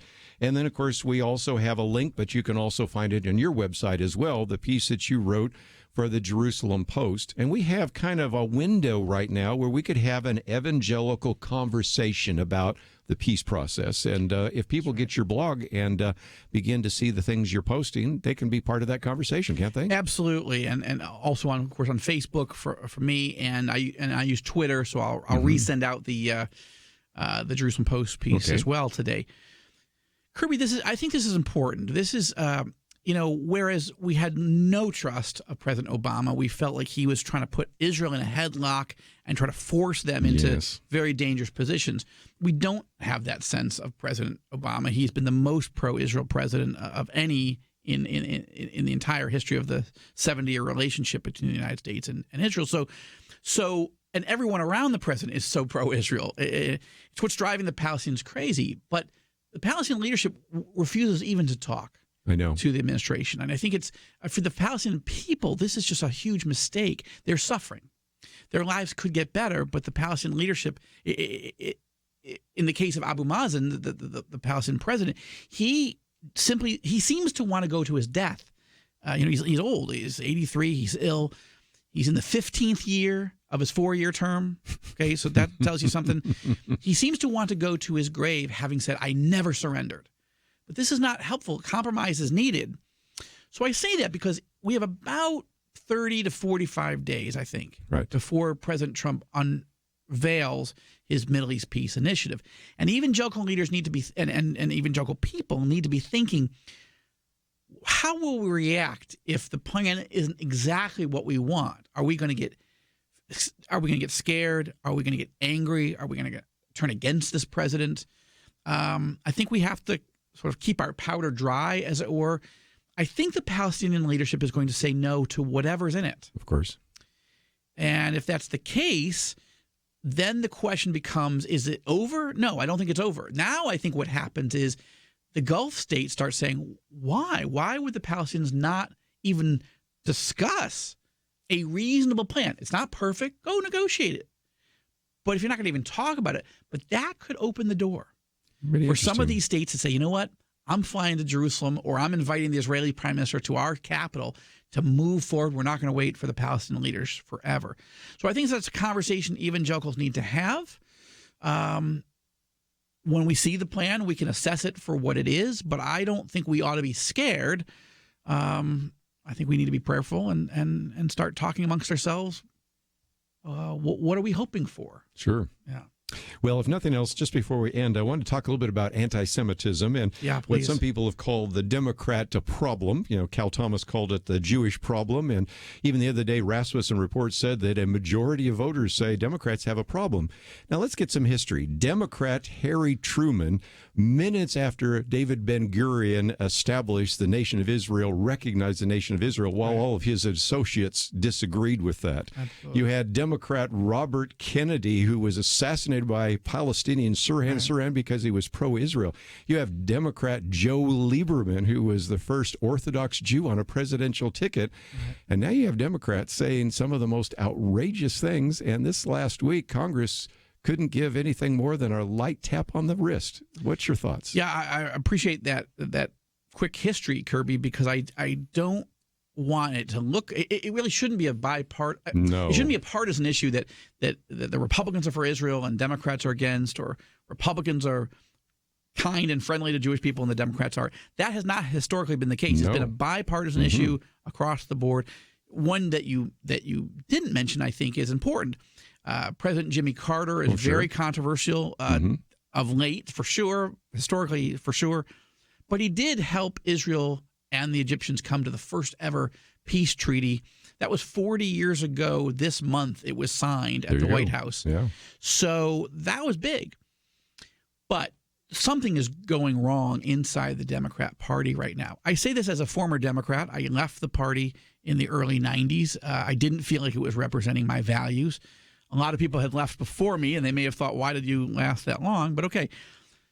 But Congresswoman Ilhan Omar has made some horrific, classically anti-Semitic statements.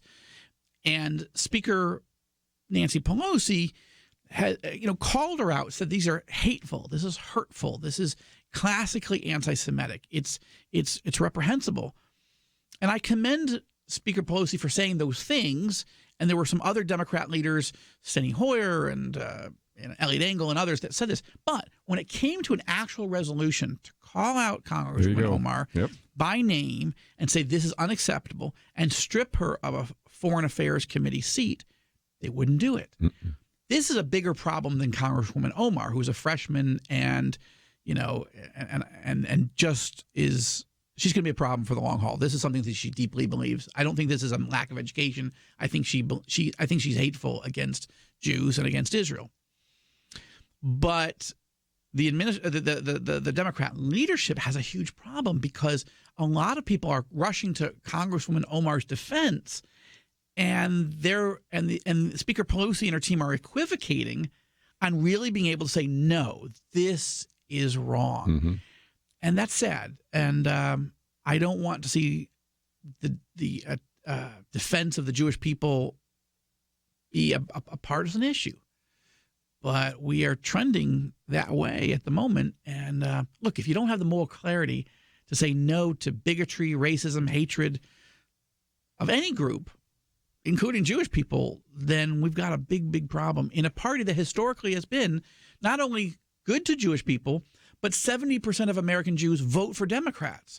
So this is a message that's being heard by a lot of Jewish people. And I've had Democrat Jews tell me, I'm not sure how much longer I can stay in the party. That's just amazing. Again, our next booklet is on the issue of anti-Semitism because we believe in it so much. And I might you believe in fighting it so much. Yeah, I think most people figured that out. I just want to make sure that the soundbite didn't get out there. It is something needs to be addressed, right. And certainly we need to fight. And again, we have a link to joelrosenberg.com. And just before we take a break, I thought we'd also mention the fact we are going to go back to Israel in October, and maybe we'll have a chance to cross paths with you. I'd love to see you guys. Yeah, that'd be great. One last time, the Persian Gamble. People should be able to find it in their local bookstore, right? Absolutely. Amazon, Barnes & Noble, Christian books distributors, Walmart, Target, and any bookstore that they want to go into. And if you don't find it, go to joelrosenberg.com. I've got links to all the great sites, and you can just get it there. And I might just mention that we have a link to your blog, so people can sign up for that. They can receive that on a regular basis. You also have, of course, the argument that you make, the opinion piece in the Jerusalem Post. You're going to put that on Twitter, and you can follow you on Twitter. As a matter of fact, every time your picture went up there, we have a link to some of those very important links that we have for Facebook and Twitter, as well as to your website. So it is just great to have you in studio with us it's great to be back here in Dallas with you in person, with your wife and your team. And I just always love this personal conversation. It's my annual pilgrimage to Dallas, and I appreciate it very much. And again, if people want to follow you because you're going to be traveling around, they can go to the events tab, right, and find out where you're going to be at different places. Absolutely, and I'll tweet that schedule out as well. I'm going to be speaking at the Ronald Reagan Presidential Library for the first time, among many places all over. It's a 12-city book tour. And so, again, the book, The Persian Gamble, it is another novel, and you learn a little bit more about Marcus Riker. And again, I think it will be, as always, a page-turner for you. Let's take a break. When we come back, we're going to be talking about Patterns of Evidence, the Moses Controversy. That is a movie in theater today, and some of us are going to see it next week. So we're going to take a break and continue our conversation right after these important messages.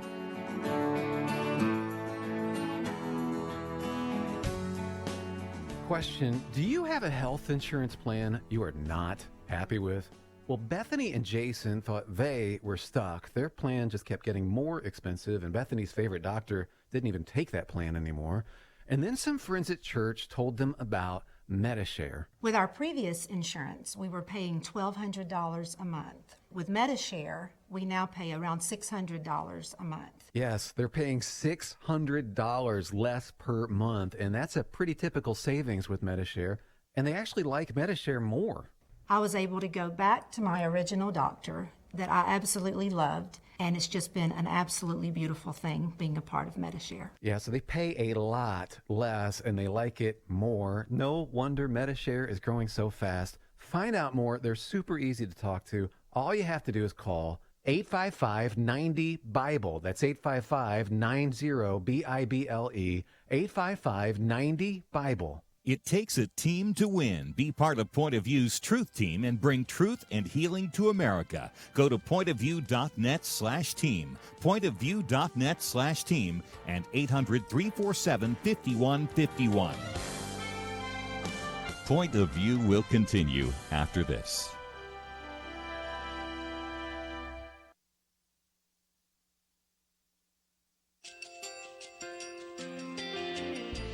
I just want to thank you so much for all the wonderful programming you have. You're just absolutely fantastic. I've recently started listening to Point of View, and I really found it interesting because of the different subjects you cover. Thank you for that. I really appreciate everything that you do in keeping us informed. Thank you, Kerby, for everything that you have been doing. I appreciate all the work that you're doing, advocating for the Word of God. Thank you so much. Point of view, I think, is absolutely necessary because it's a Christian perspective, a biblical worldview perspective, and receive very current, up-to-date information about what is really going on, week to week in our culture, which is changing so rapidly, and yet it's morally sliding backwards. Yeah, I'm just, first of all, I thank you guys. Y'all's program is wonderful, and enjoy it every day. I learn so much every time I listen to it. Point of View Radio Talk Show.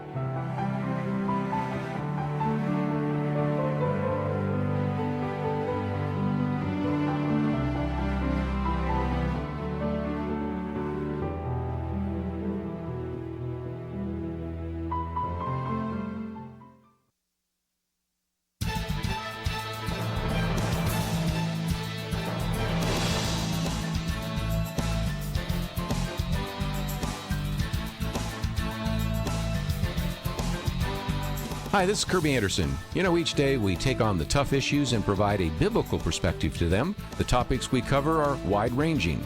Apologetics, theology, prophecy, creation and evolution, intelligent design, marriage, family, child-rearing, the millennial generation, trends in society, politics, economics, business, religious liberty, the Constitution, public policy, foreign policy, military policy, tensions in the Middle East, abortion, homosexuality, pornography, sexual ethics, media, technology, history, and America's godly heritage. We talk about anything that affects your faith, your family, or your freedom. So don't go anywhere, because Point of View continues right now.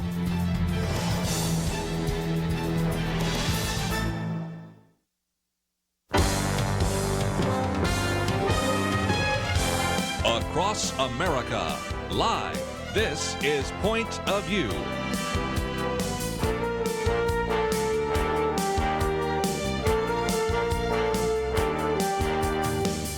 And now, Kerby Anderson. This hour we're going to spend some time talking about a new film that really will encourage your faith, and it really gets us into the issue of archaeology and history. And for those of you that have been listening to Point of View for some length of time, about 4 years ago we had Timothy Mahoney on, director of Patterns of Evidence back then on the Exodus, and it dealt with the Exodus and the conquest, and we really enjoyed the conversation we had with him back then. He founded Thinking Man Films and Media back in 2014. A year later, of course, that film came out. I've shown pieces of it in my Sunday school class and encouraged people to watch that. We have the new film out now called Patterns of Evidence, the Moses Controversy. You can actually watch it tonight or even on the 16th. Or my Sunday school class is going to watch it next Tuesday on the 19th. Limited engagement for theaters on 3 separate days. So, Timothy, thank you for joining us once again here on Point of View. Well, Kerby, it's good to be back. Thank you for having me. Now, remember, let's, if we can, before we get to the new film, talk about the old one, because that was really something that you got involved with.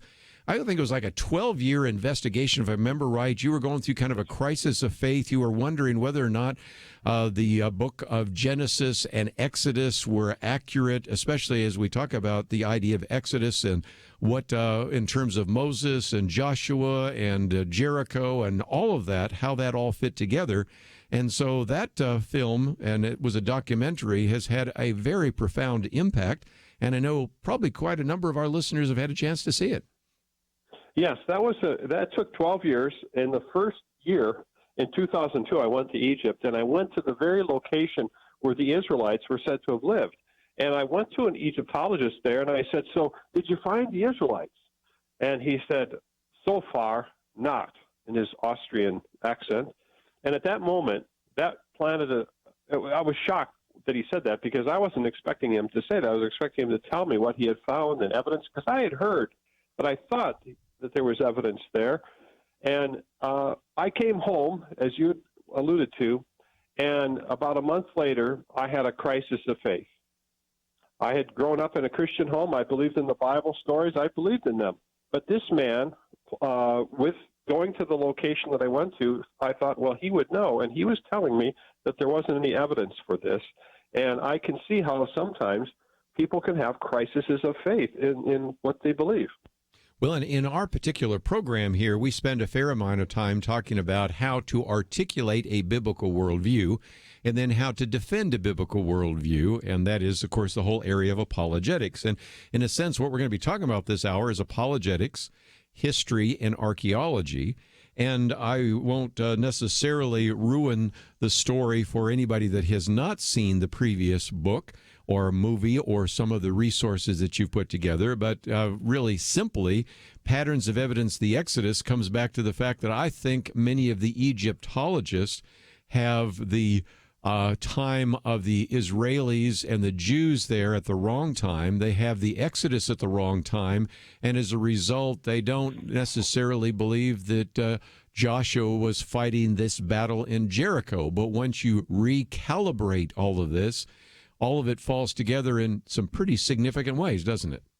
It really does. And that was why I think it took 12 years to basically sort of understand what was really going on. And so it's really about interpretation. So the patterns of evidence approach is to say, well, what is the Bible telling us happened? And then we looked for that in the first film. The Bible told us that there was a group of people, that Joseph and his family moved into Egypt. And so we looked for a pattern of these people moving into this location.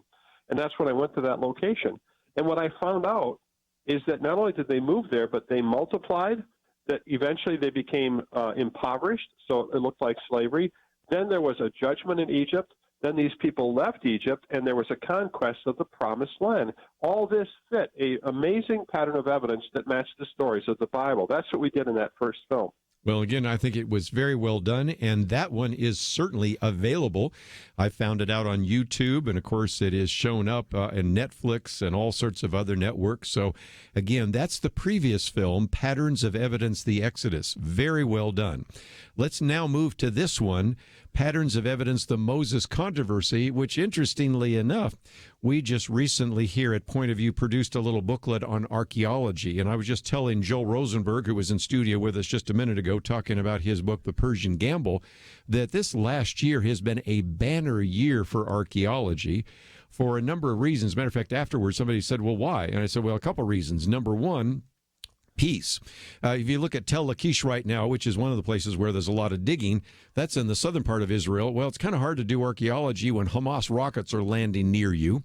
Some of the finds were up near the Syrian border. Kind of hard to do archaeology there when ISIS is just across the border.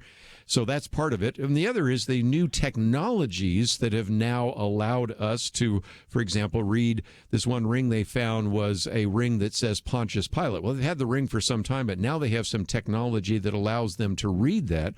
Well, one of the archaeological finds is they're finding what's called an abecedary in this area of Egypt, and it shows that people were writing Semitic language. But help us for just a minute deal with the liberal objections, because the argument coming from our liberal friends is Moses couldn't have written the first 5 books of the Bible because we didn't have writing back then. Even if we did, it would have been in Egyptian. It wouldn't have been in Hebrew or the Semitic language. And that's what you really take on in this documentary. True? That's correct. And I noticed that you went to Yale University. Well, if you would have went to the theological department over there, they would have told you that Moses didn't write the first books of the Bible. And that's pretty much the common view throughout many universities, and sometimes, sadly, even in Christian universities. There's this thing called the documentary hypothesis. Well, what this film does is it doesn't get into that as much, but it then asks another question. It says they don't think that Hebrew actually existed at the time when the Israelites lived, or would have lived, according to the Bible. They think it came about later. So what these scholars are saying is that we don't think Moses, we don't know if he existed, and we certainly don't think that he wrote these books, that they were written by other people hundreds of years later. And so this film then says, well, if Moses did exist, what would he have written with? And that's when this investigation starts to uncover, we start to look for, in a pattern, is there a writing system that Moses could have used at the time that he lived in Egypt? Is it in the region of Egypt? Is it a Semitic form of writing because the Israelites were Semites? And number 4, is it alphabetic because all Hebrew Torah scrolls were written in an alphabetic language? And that's the first part of this investigation. Well, let's, if we can, take a break, and when we come back, we'll get into a couple more issues. And if you want to ask some questions along the way, we'll open up the phones, 1-800-351-1212. But let me just mention right now, we have a link to patternsofevidence.com/Moses. You don't have to remember all that. Just simply go to our website. And what you will find are a couple of things. First of all, there's a trailer. So you can click on Watch the Trailer. The trailer takes about 2 minutes. So first of all, I would encourage you to go to the website that is Patterns of Evidence, the Moses Controversy. Watch the trailer and then click on the button that says share. Put it on your Facebook page or put it on your Twitter feed. And that is a way that you can educate some more people, because today, on the 16th and on the 19th, you can actually go and watch the film. We'll talk more about it right after this.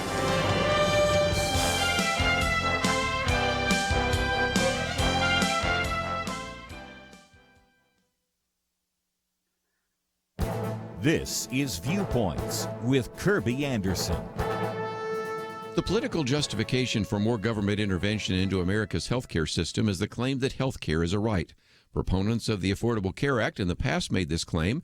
Current members of Congress pushing Medicare for All Act also make that claim as well. Let me start by saying that health care is not a right, at least as properly understood, but even if you accept that as a right, it cannot be applied in the way it is being used in the current debate. First, it's not a right if we use the past understanding of rights. The Declaration of Independence states that we have an unalienable right to life, liberty, and the pursuit of happiness, but that doesn't mean people have to give us life or make us happy. It is understood as a negative right. You have the right not to be killed, unless you're an unwanted unborn child. You have the right not to have your liberties, like free speech, taken away from you. These are what we might call negative rights.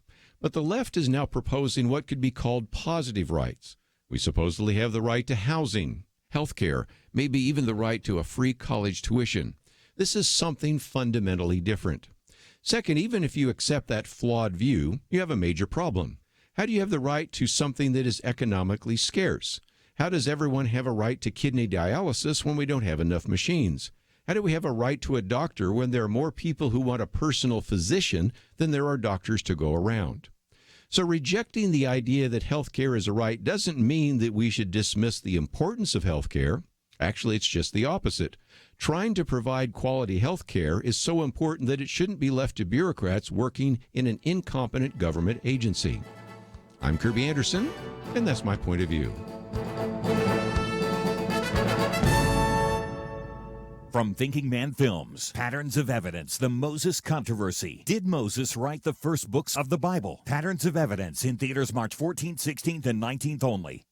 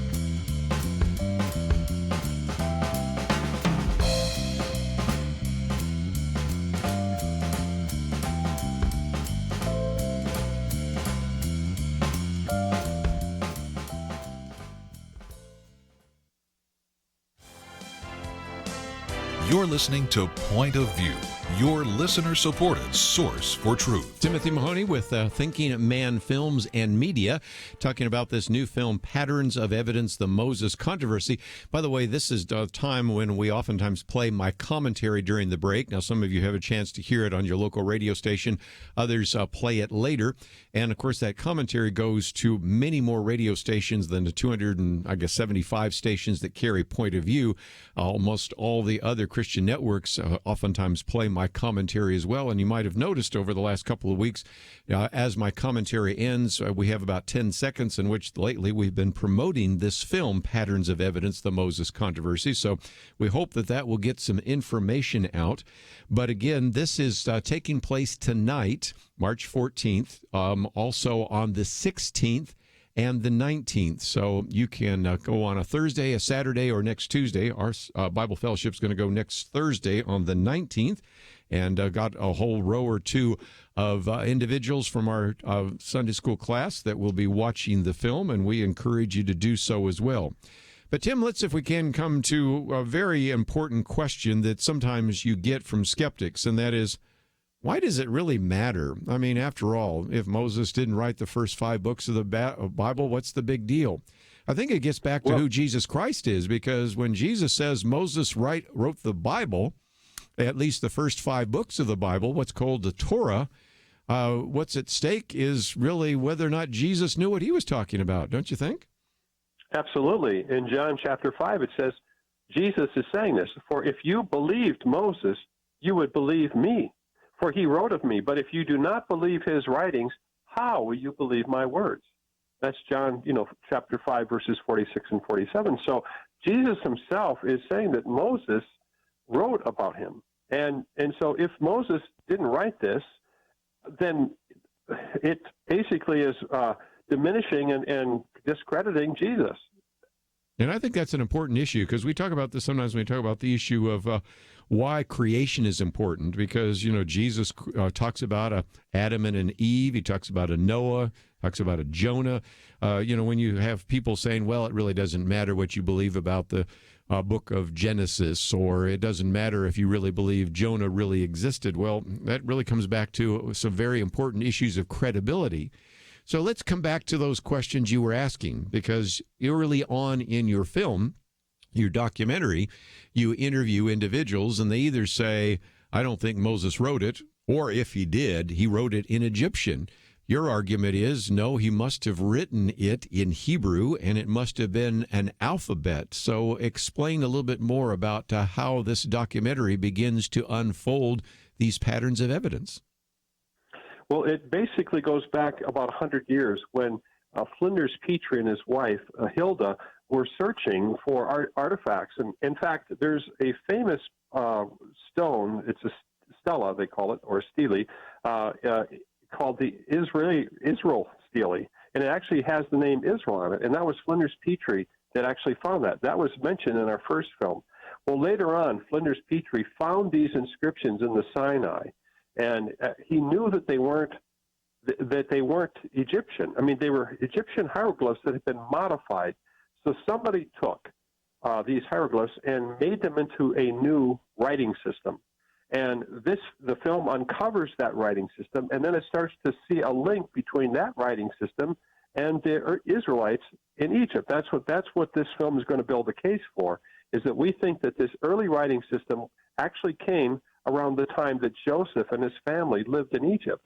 And it would have been available for Moses to have used then to record the events of the Exodus and to write the books of the first 5 books of the Bible. So again, one of the things we're talking about is we do have some discoveries, some of which are fairly old, but are being revised. And then we're having some of these newer discoveries which are coming about, which are suggesting that that's the case. Now, what you say is okay, it seems to be modifying Egyptian, and it has Semitic language. There's at least one individual in the trailer that I saw says, well, wait a minute, I can read this, and this is like ancient Hebrew. Tell us more if you might. Yes, I've actually I've shown the inscriptions to people who read Hebrew that are Israelis, and they can make out the word roots. And as we know, I love your program's name, Point of View, because if you have a point of view, or let's say a predisposed point of view, you're never going to be able to make those connections. But the truth of the matter is that these inscriptions, it's challenging because there's no vowels and they can be read in different ways. But we're getting scholars who are saying that they can read them, and they're seeing actually biblical connections to these inscriptions. And I realized that that's actually a very profound thing. But what we looked at is we also saw that these inscriptions actually have, let's say, root forms that you can see the progression to Hebrew. And that's the interesting part about this. But no one, from their point of view, will connect it to Hebrew because they don't think the Israelites lived at that time. But as you know, in our first film, we actually show that the Israelites were earlier in time than when most mainstream scholars would put them there. And there's a huge connection to these early inscriptions and to Joseph and his family. Let's see if we can talk about that. And again, anybody that has seen patterns of evidence, the Exodus, will probably understand this. But if not, I think everybody after the program here will go scurrying to YouTube to watch it, because you show that there is a settlement. And then there is even what looks like an individual, who you believe is probably Joseph. You see all sorts of things that fit the biblical pattern. So talk about how, in some respects, you found where indeed Joseph and his family and others, the 12 tribes, settled when they were in Egypt. Can you explain that for us? Yes. In the area of Ramesses, which the archaeologists know where that is, when the Bible says that Joseph and his family came and settled in the land of Ramesses, and then later on it says that the Israelites were building the cities of Ramesses, what we know about that is that Ramesses didn't exist at the time they would have come the first time. So we know that that's telling us more of a location than it is a time period, because Ramesses was a city, but he was also a pharaoh, and he lived at a particular time, which is around 1250 BC. So when scholars basically started looking at the time of Ramesses, they didn't find the patterns of evidence for the Exodus. And then what did they say? They said, we don't think that the events of the Exodus happened. They associated that name Ramesses with the stories of the Bible. But what we found out was underneath the city of Ramesses, scholars were finding a pattern of evidence that absolutely matched the early Israelites. Not only that, but there's a small group of people that came in. They were fairly well-to-do. They expanded. And at this location was a palace and a graveyard that had tombs, and it had a principal tomb. So there were 11 major tombs and one pyramid tomb. But in that pyramid tomb was not an Egyptian.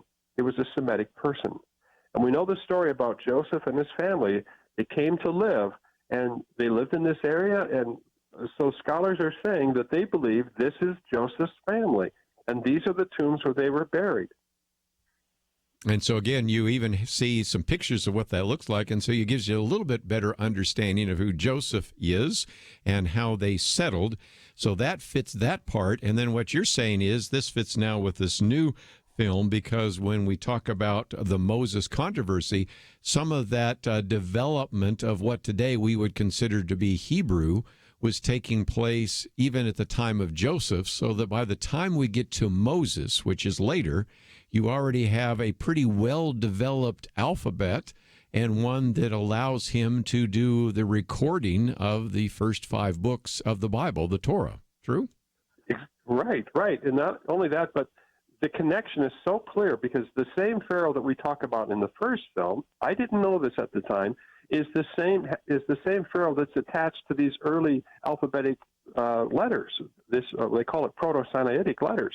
So there's a connection to that time. And once again, a lot of people have never really stated that, and they haven't really had enough. There have been those who have said that this is connected, but a lot of others said, well, the Israelites didn't live there, so they can't be connected. But our first film makes the case that it is true, that there is a connection. And then we follow that story of that alphabet, and then we ask the big question, is it Hebrew? Do the letters look like Hebrew? Can you read it as Hebrew, as we talked about, that person in the film saying, hey, I can read it as Hebrew? And then it is, does this script follow the history of the Israelites? Is there a match? And in all cases, all of these points of view, all these patterns of evidence link up together, they follow a sequence, and they match the Bible. Very good. Let's take a break, and when we come back, we'll take some phone calls. If you'd like to join us, 1-800-351-1212. If you'd like to join the conversation, we'd love to hear from you. And if you have a question about Genesis, about Moses, about Joseph, about certainly the Exodus, those are relevant questions. 1-800-351-1212. We'll be back right after this. Here's some great news. If you missed the deadline to sign up for health insurance, or more importantly, if you sign up for a plan that you're just not happy with, you still have a choice. It's called Medi-Share, and Medi-Share is a Christian healthcare sharing program. It's been around for 25 years. They have more than 400,000 members now around the country. And get this, over the years, Medi-Share members have shared more than $2 billion of each other's medical bills, so they could help share your needs too. And best of all, you could save a lot of money with Medi-Share. The typical savings for a family is around $500 a month. Your savings could be more or less, but think about what you could do with that extra money every month. So if you think you're stuck with a high-cost health plan that doesn't have much to offer, think again. You can join Medi-Share anytime, so call them today and check it out. There's no pressure. They're super easy to talk to. 855-90-BIBLE. That's 855-90-BIBLE. 855-90-BIBLE. It takes a team to win. Be part of Point of View's Truth Team and bring truth and healing to America. Go to pointofview.net/team, pointofview.net/team, and 800-347-5151. Point of View will continue after this.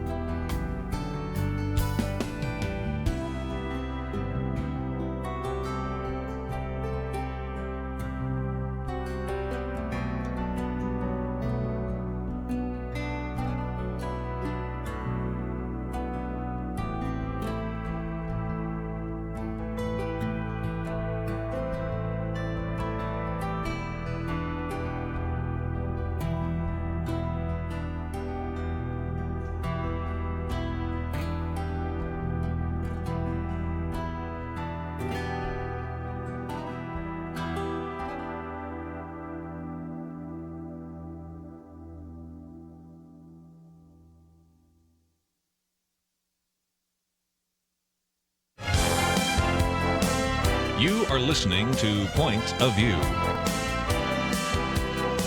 The opinions expressed on Point of View do not necessarily reflect the views of the management or staff of this station.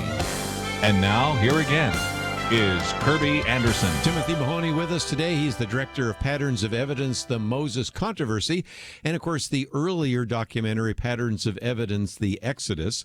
And let's, if we can, for just a minute, Tim, talk about how various individuals listening to this program right now can go to the theater and watch it.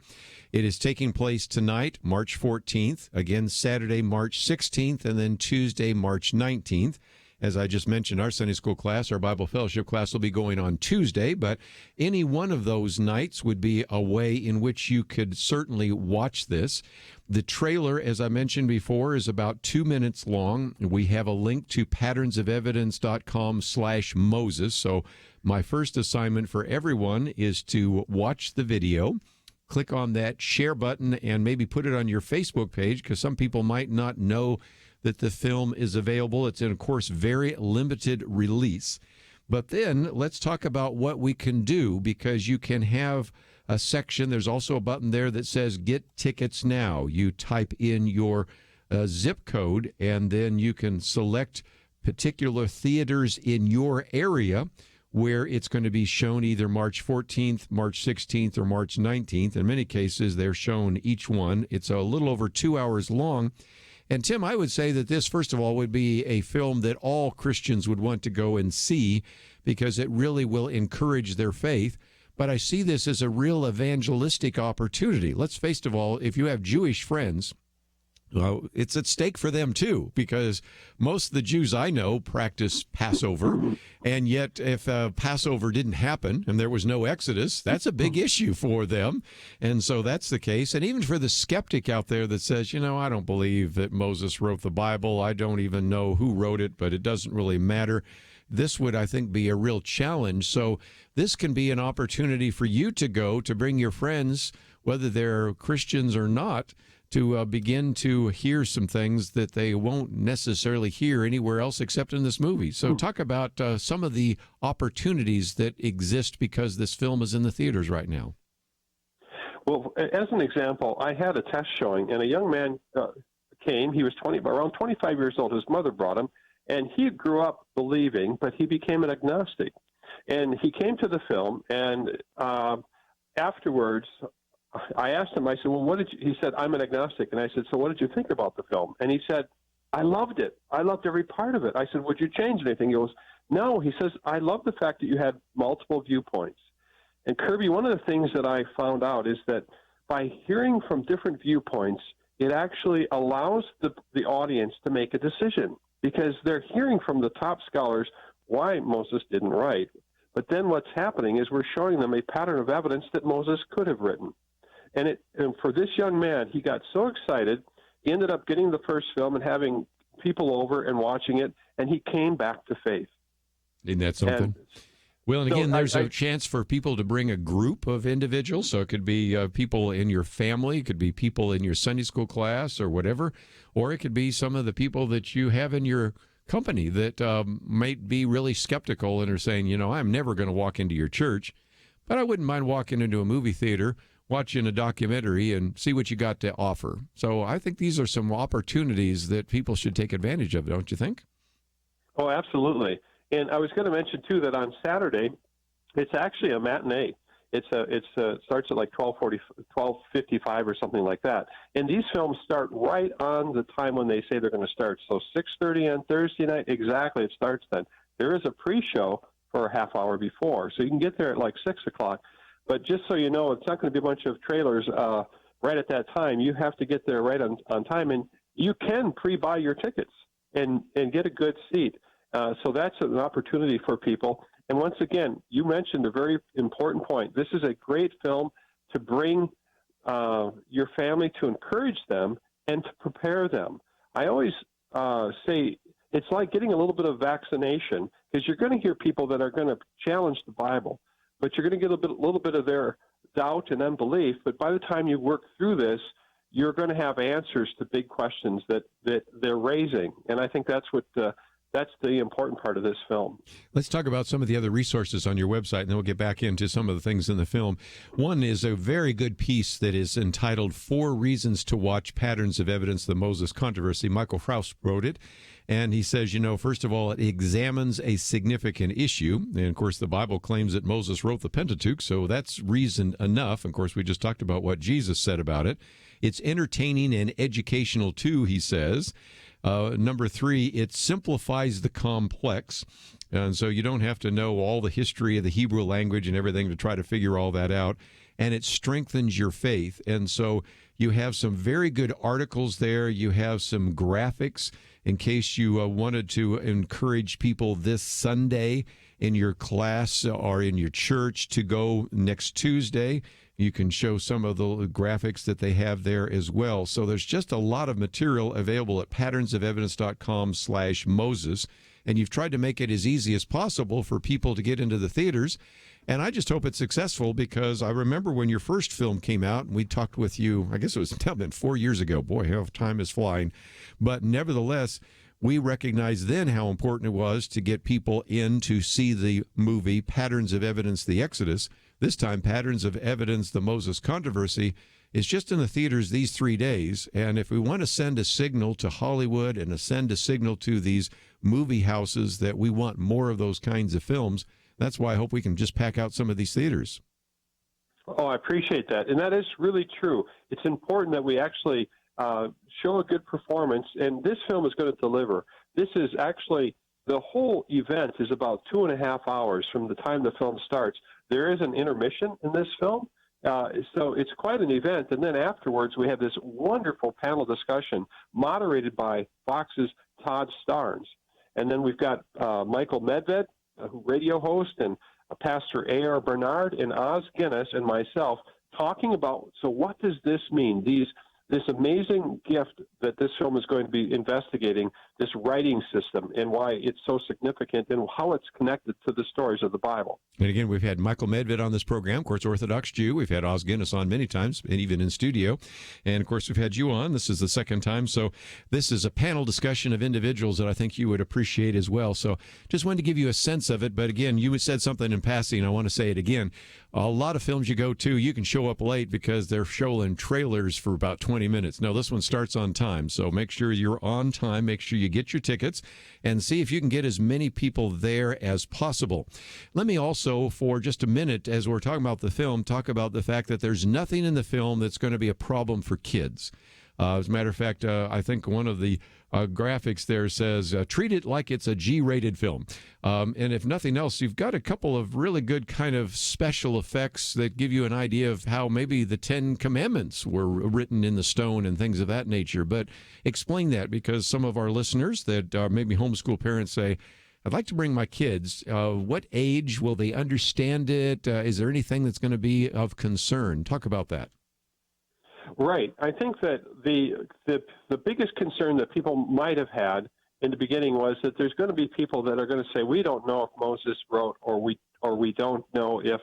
They're going to raise questions in the beginning of the film. And the films that I make raise those questions. But I want to just say something. I am a parent. I have 4 adult children that are married, and I have 8 grandchildren. And one of the things that we hate to tell our kids is that there's strangers out there, and you have to be careful. And there's what we call stranger danger. The same thing is true when it comes to the way we think and what people might say about the Bible.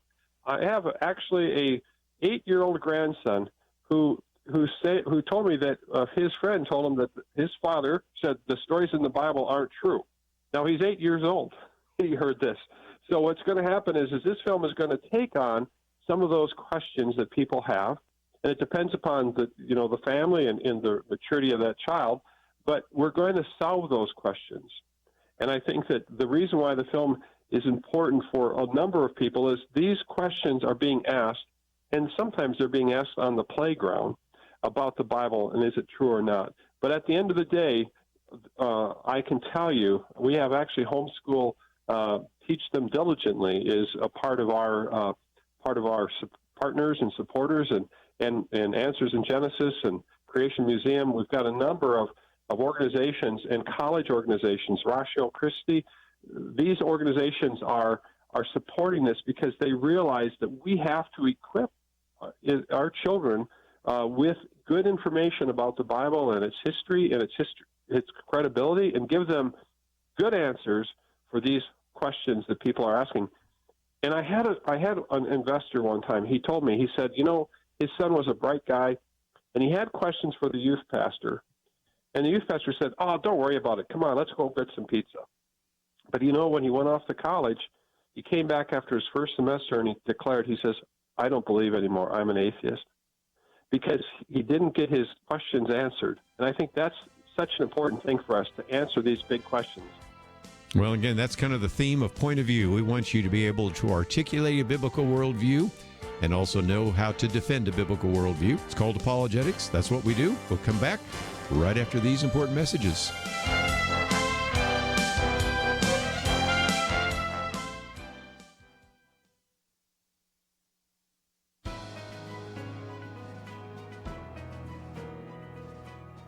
Welcome to the First Liberty Briefing. I'm Jeremy Dice.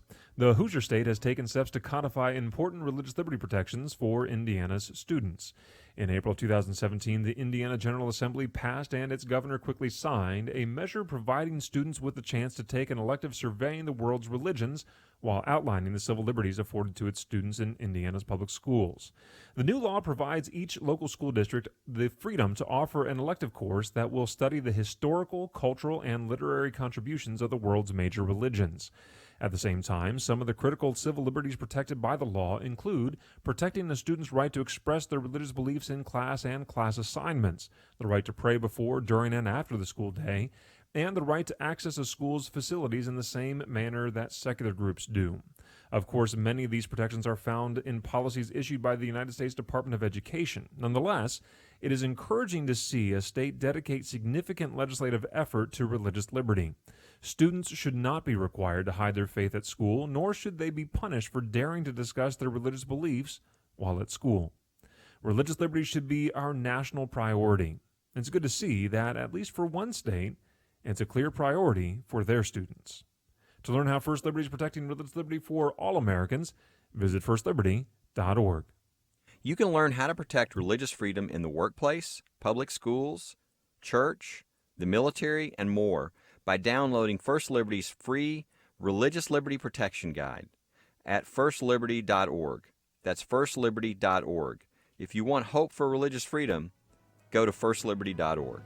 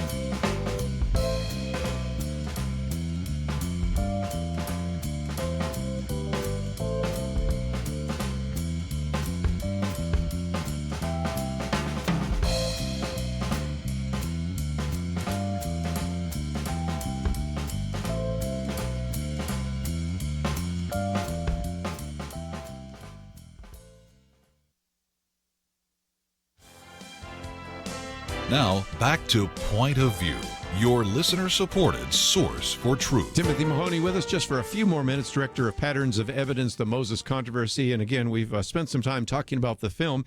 And before we finish, I just thought it would be good, Tim, to talk about one of the interesting ironies, because you point out that you see young people that ask important questions and then don't get their questions answered and then figure, well, there probably aren't any answers. And one of the things we promote every year here at Point of View is the Mind Games Conference, which is taking place in June. And we've had a variety of individuals on to talk about that. Of course, there's also Summit Ministries up in Colorado, but especially the Mind Games Conference, since I'm more associated with that at Probe Ministries, We say there is no question off the table. As a matter of fact, there's a question box, and kids can ask any question they want. They don't even have to, since we don't know their handwriting, even set it in the box so they can ask it anonymously. And I just think it's important to be able to give those answers. But there is an interesting irony in all of this, and I wonder if it has maybe occurred to you. At a time when we have more evidence than we've ever had. Last year was a banner year for archaeology. We just produced a booklet on archaeology, in large part because there was a great article that appeared in Christianity Today talking about all the incredible finds of 2018. Now, some of them were found before, but the technology allowed us to read what those were on those various documents, on a ring, on a seal, and some of those things. But nevertheless, we are having perhaps the greatest time ever in terms of history and archaeology verifying the Bible. And yet at the very same time, we have the greatest exodus of especially young people leaving the church. And it's just kind of ironic that at a time when we have more evidence for our faith than we've ever had before here in the 21st century, that's when we've seen some of the greatest exodus of individuals. And I think it comes back to the need for these kinds of films and the need to, in our Sunday school classes, in our small group classes, in our Awana programs, and all the rest, to really begin to share with young people the evidence for the faith and recognize and help them recognize that they don't have to take their brain out and put them in cold storage, but instead there is very good evidence, and this is why you have done these films on patterns for evidence.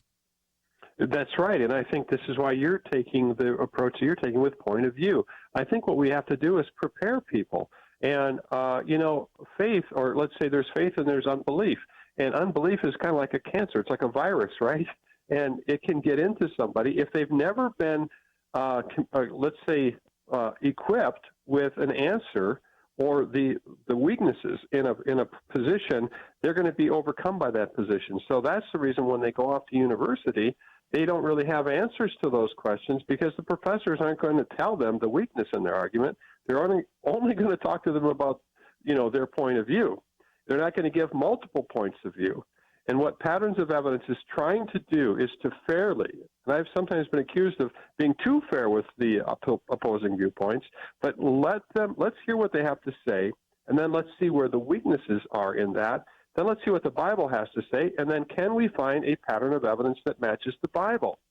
Now, some people might not like the way we're pointing at that because they're saying, well, because they're dismissing it all the time, but the pattern of evidence is there. Just like the first film, the pattern of evidence is there. And in this film, the pattern of evidence for the Moses controversy is that, yes, when people come to see this film, their family and their faith is going to be affirmed that the stories of the Bible, there's real credibility to Moses' ability to write. But it's even more than that. As every good film has, there's an aha here. And that has to do with not only was Moses able to write, but just as the Bible communicated, the Israelites were able to read. And in Deuteronomy, it says, Moses is writing this down. It says, and these words that I command you today shall be on your heart. You shall teach them diligently to your children. And then it says, you shall write them on the doorposts of your house and on your gates. This is something that a lot of scholars don't think is even possible, but the Bible is telling us that the Israelites were literate. Yeah. And this alphabet proves that. Well, and where you got the mezuzah and things like that, where they were to write them down. And let's, if we can, just before we run out of time, talk about some people are going to say, okay, well, you have the previous film, Patterns of Evidence, the Exodus. Do I have to watch that one before I watch Patterns of Evidence, the Moses controversy? And my answer would be no. But for people that say, I missed the first documentary, is there a way that they can get that on DVD? Of course, obviously, they can watch it on YouTube and things of that nature, because I think showing both of these films eventually in the churches and in Sunday school classes would be really ideal in terms of encouraging and bolstering the faith of this next generation that might be led astray by some of the things being said in our popular culture right now. Yes, and so the answer is yes. The first film, if they go to our website, patternsofevidence.com, they can buy a DVD. We even have a big expanded version with like 10 or 11 hours of content, and we have a digital download for people that want to just download it. And I'll just tell you this. you hadn't heard from me for a few years because I was creating a children's series called Patterns of Evidence Young Explorers, and we created a homeschool curriculum. And so we're making a whole series now for children, and we hope to continue this on with these films as we go on. And now I'm working on a new film, Kerby. It's Patterns of Evidence, The Red Sea Miracle. Oh, there you go. I was wondering if that was because it's sort of alluded to in the Exodus, but only mentioned. And there's all sorts of questions people had about how they crossed the Red Sea. So I guess we're going to have a series here, and if nothing else, children's vision. So again, those are ways in which people can connect up with you. And again, just as we're coming to the end, let me just mention that we have a link to patternsofevidence.com/Moses.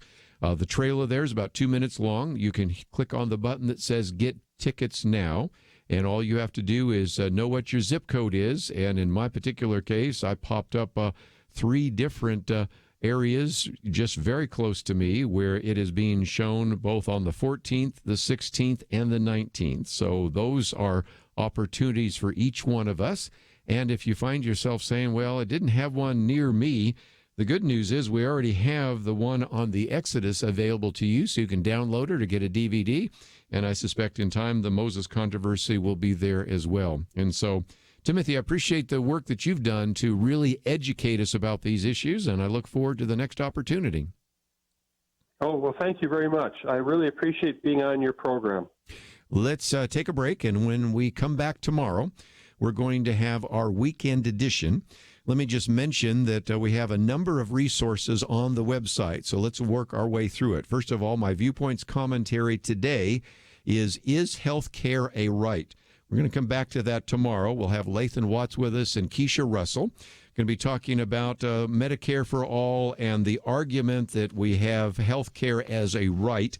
So you might want to read that Viewpoints commentary. The one tomorrow is called The Conservative Advantage. I talked about that earlier, so if you didn't have a chance to hear about that, it will be posted tomorrow, and I think it is certainly something else that surfaced from the work done by Jonathan Haidt. You might remember he was on the program with Nick Pitts and me when we were talking about his book, The Coddling of the American Mind. The title of this commentary comes from one of the chapters in his book, an earlier book called The Righteous Mind, in which he's found, no surprise, moderates and conservatives were much more able to understand a liberal point of view than liberals were able to understand a conservative point of view. So we will get into some of that perhaps tomorrow. Also, when we were talking earlier with our good friend Joel Rosenberg, we gave you the information about his new book, The Persian Gamble. And if you would like to order a copy, you can do so. I'm sure you'll be able to find it in your local bookstore. And most importantly, don't forget, we are going to Israel, October 18th to the 30th. Joel Rosenberg now no longer lives in Netanya, lives in Jerusalem, and he said, well, when you're there, let's see if we can get together. So it might be an opportunity not only to see Jerusalem, but get a chance to see Joel when we're over there in Jerusalem. So looking forward to that opportunity if it unfolds as well. That's all we have for today. I want to thank Andrew and Steve for their help behind the scenes. We'll see you back here tomorrow, right here on Point of View. Question: do you have a health insurance plan you are not happy with? Well, Bethany and Jason thought they were stuck. Their plan just kept getting more expensive, and Bethany's favorite doctor didn't even take that plan anymore. And then some friends at church told them about MediShare. With our previous insurance, we were paying $1,200 a month. With MediShare, we now pay around $600 a month. Yes, they're paying $600 less per month, and that's a pretty typical savings with MediShare. And they actually like MediShare more. I was able to go back to my original doctor that I absolutely loved, and it's just been an absolutely beautiful thing being a part of MediShare. Yeah, so they pay a lot less, and they like it more. No wonder MediShare is growing so fast. Find out more. They're super easy to talk to. All you have to do is call 855-90-BIBLE. That's 855-90-BIBLE. 855-90-BIBLE. It takes a team to win. Be part of Point of View's Truth Team and bring truth and healing to America. Go to pointofview.net/team, pointofview.net/team, and 800-347-5151. Point of View is produced by Point of View Ministries.